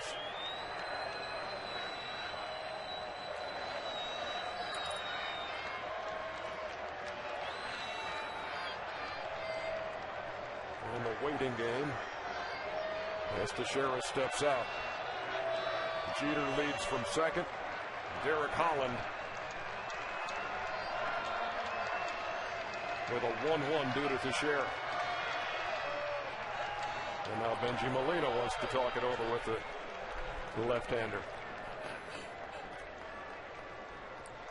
In the 8th inning for the New York Yankees. The hits just keep on coming. Derek Jeter, huge. Rodriguez with a bullet past third. Robinson Cano right on the button.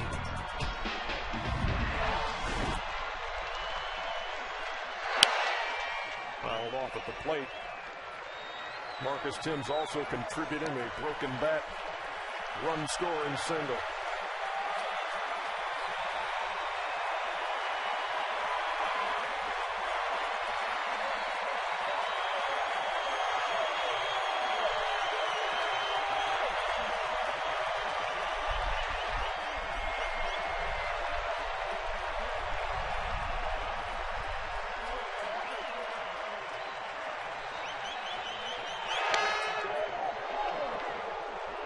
Two balls and 2 strikes to Mark Teixeira. One of the things that made this rally and continues to make rallies possible for the New York lineup is they don't have a bunch of heroes, or at least they don't go about it. They all feel if they do their job, the next guy's going to do their job. And those 2 walks you mentioned were huge. At any point, if one of them tried to hit a home run, it would have changed the game. That's how you stay in the moment and you don't swing outside of the strike zone in crucial situations. And the Yankees been there, done that, obviously helps. And work the counts and work long at bats as they've done the last couple of innings.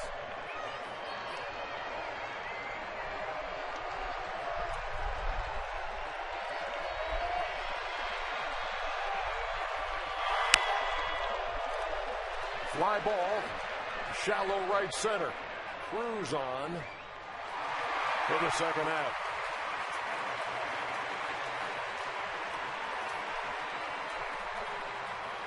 Well, that's a big out for Holland.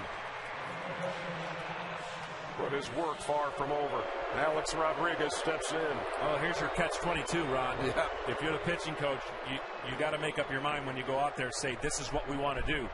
But trying to say, be careful because you got a left-hander on deck is not good enough. That left-hander could win the MVP. MVP also having a great postseason against left-handed pitching, so you have to really go after Alex here. Jerry Davis going to break up this meeting between Mike Maddox and Benji Molina and Derek Holland.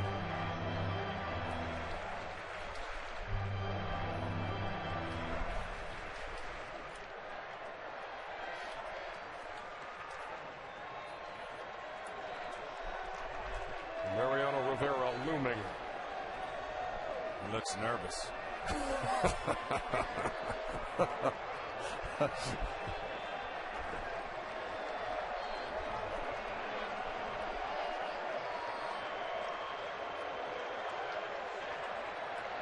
Speaking of shadows, fast forwarding to tomorrow, we're going to see some shadows in this ball game tomorrow because it's a day game. Rodriguez swings at the first pitch. Josh Hamilton calls. The Yankees cannot add to their lead. They lead it by 1 going to the bottom of the 9th.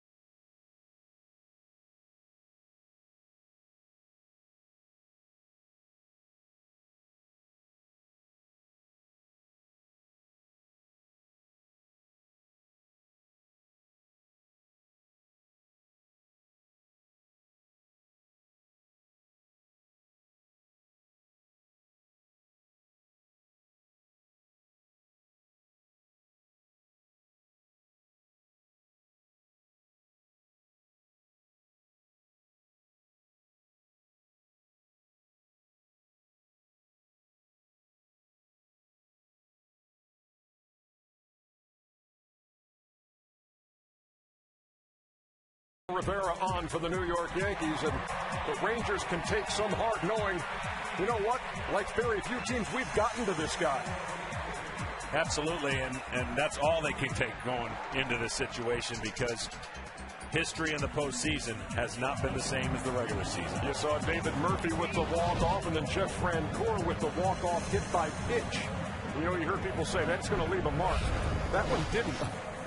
That nipped the jersey of Francoeur, but it forced in the game-winning run. Well, here's Rivera. Texas became the only team to have 2 walk-off wins in one season versus Mariano Rivera. Greg Golson on the play right field. Used to be with the Texas Rangers. And you saw him come on in game 1 and make that shoestring catch. Ruled a hit in Minnesota. Mitch Moreland will pinch hit to lead off the bottom half of the 9th.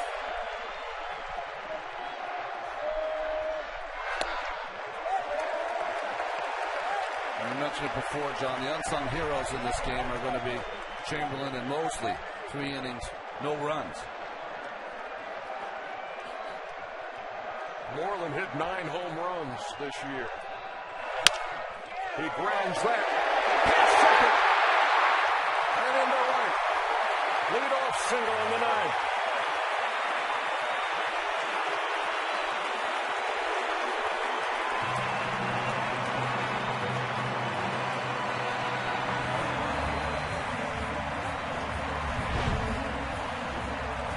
Well, just the Cano playing way to pull on Moreland. This ball is able to escape his grasp. Interesting to have that shift on Moreland, who has only had 145 at-bats this season for Texas. Well, here's the leadoff hitter, Elvis Andrews. Rodriguez way in on the grass.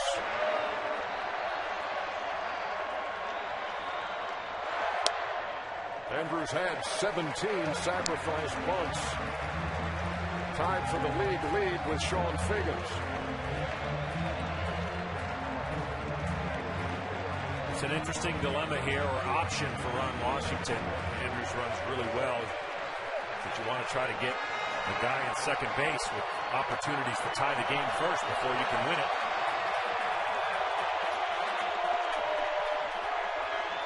Andrews showed bunt and pulled it back. And took a strike, 1-1.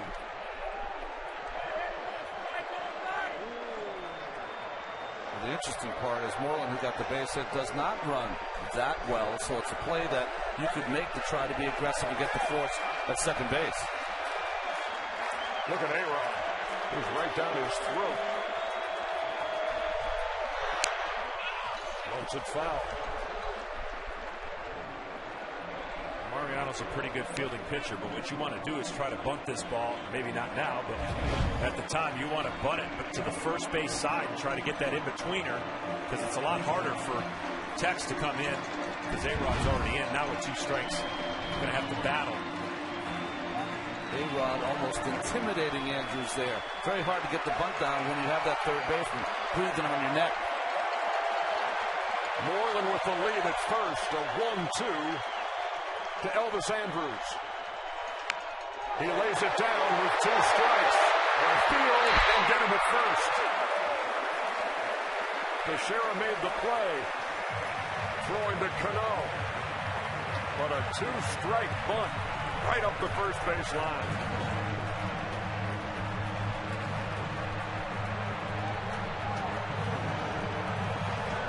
It's interesting, Ron. The way he throws this cutter actually helps you bunt the ball fair. The only one that would be difficult is the one that's inside on his hands. But great job with 2 strikes. You saw the little mix-up right there with Tex and almost threw a little blooper there to first base. He wasn't sure if Rivera or he was going to make the play. He took the initiative. The tying run at second. Michael Young has knocked in 2 tonight. He doubled in the 4th to score a pair.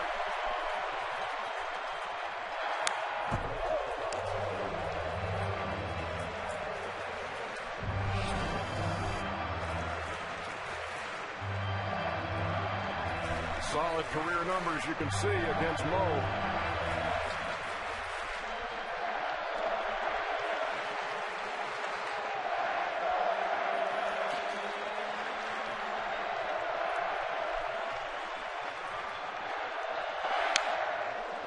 And Rivera quickly ahead 0-2.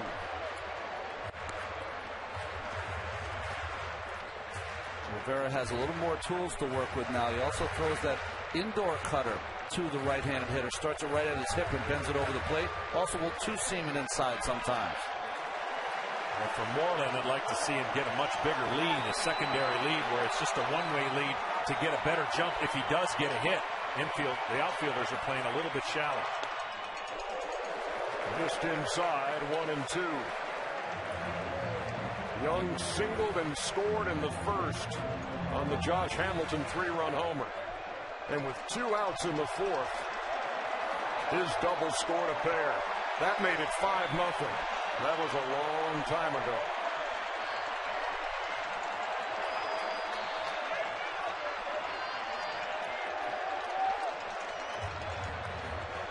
Neither of the infielders, Jeter or Cano, are making any movements at all back to second base. They know Moreland is not that fast of a runner. They know it's more important for them to hold their position against Young, especially here with 2 strikes. Posada and Rivera want to get on the same game plan here. Jeter wants to come in and check if they change the sign.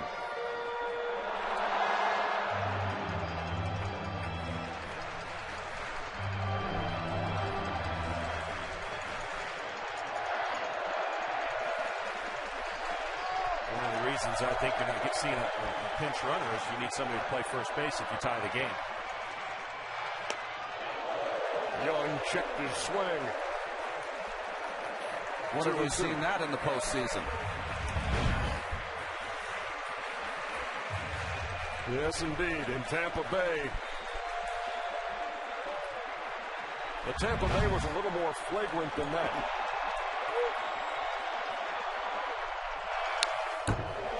Got a piece, stays 2-2.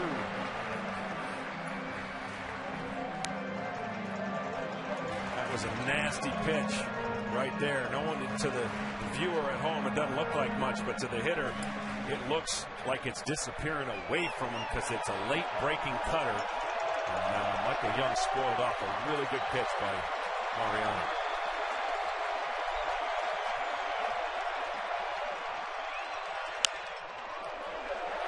This is a battle. Rivera against Young.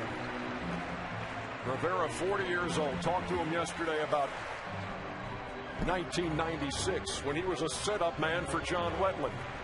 Said he just felt blessed to be on the team at that point, and that if anybody had said, this is the way your career is going to play out, he said you were crazy.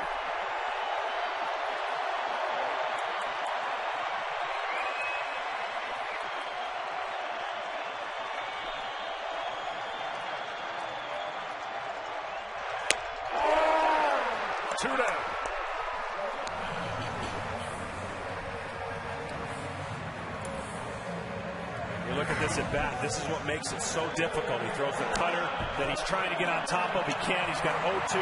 He's in a defensive position. That pitch is going to set up a later pitch. He checks the swing on this and then fouls off the real nasty one, goes in again, and then, of course, he just goes away. Almost unhittable when he's got it in that position for a hitter. Michael Young's 3rd strikeout of the night.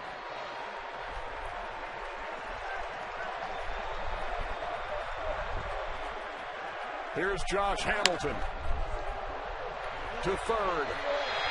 The Yankees have taken game 1.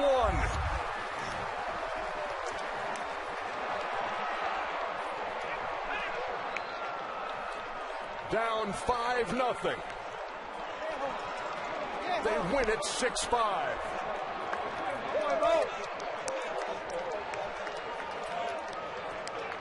And for the Rangers, there are losses. And then there are losses. Coming to this game, we talked about the bullpen. 5 scoreless innings by the New York Yankees. 3 runs given up in an inning and 2/3 by the Texas bullpen. The only saving grace is they get to go right back at it a little bit sooner, and you don't have to sit on that loss that long. You can get right back in a day game, and hopefully, as we talked about in the open, get your split, turn it over to your Terminator. We check in with Craig Sager. Segs. Well, thanks, EJ. You talked about every base run in the postseason as a rally. Take a look at this uniform of Brett Gardner. Leading off the 8th inning, diving headfirst to beat the throw to get on base. At that time, did you think it would be such a momentum turner? Oh, you don't know. You just leading off the 8th inning. I think we were down 5-1 at the time. The first 7 innings didn't go too well for us, and trying to get something going and hit a ground ball to the right side and try to beat him to the bag. Is that an instinctive dive, or did you see something that said, hey, I better go head first, so I'm not going to make it? Sometimes I feel like I can get there faster depending on how my body's leaning and, just how my steps are getting close to the bag. So, I feel like I can get there quicker, and it worked out. C.J. Wilson almost stepped on your hand. You were aware of that, too? Yeah, he did. He stepped on it, but, thank goodness it wasn't a big guy like CC. You talk about the Yankees. From top to bottom, this lineup is so potent.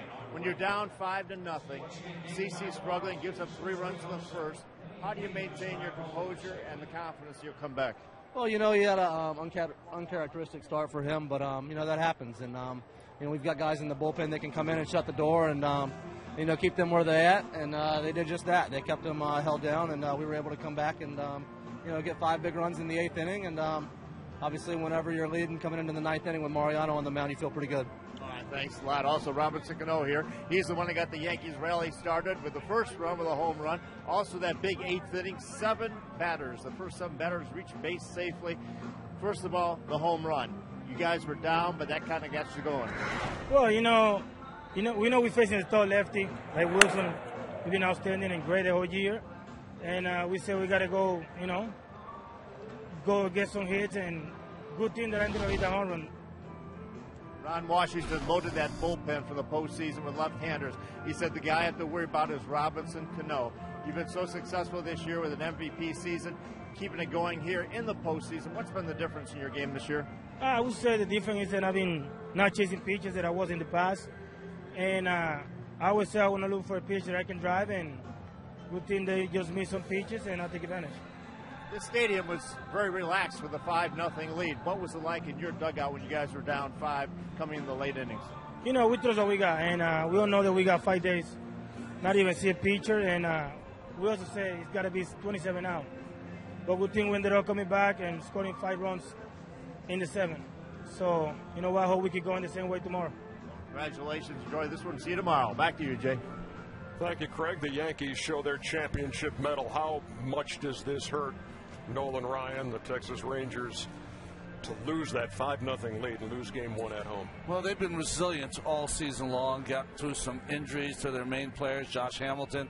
They've bounced back all season long, but this is a bitter pill to swallow this game. Tough loss.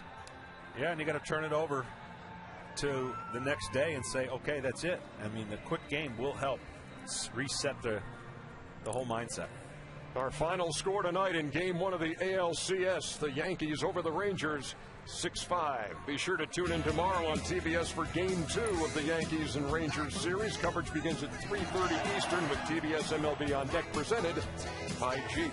For Ron Darling, John Smoltz, and Craig Sager and the rest of the crew, I'm Ernie Johnson saying goodnight from Arlington. TBS is your exclusive home for the American League Championship Series. Now stay tuned for Inside MLB, presented by Captain Morgan. Remember,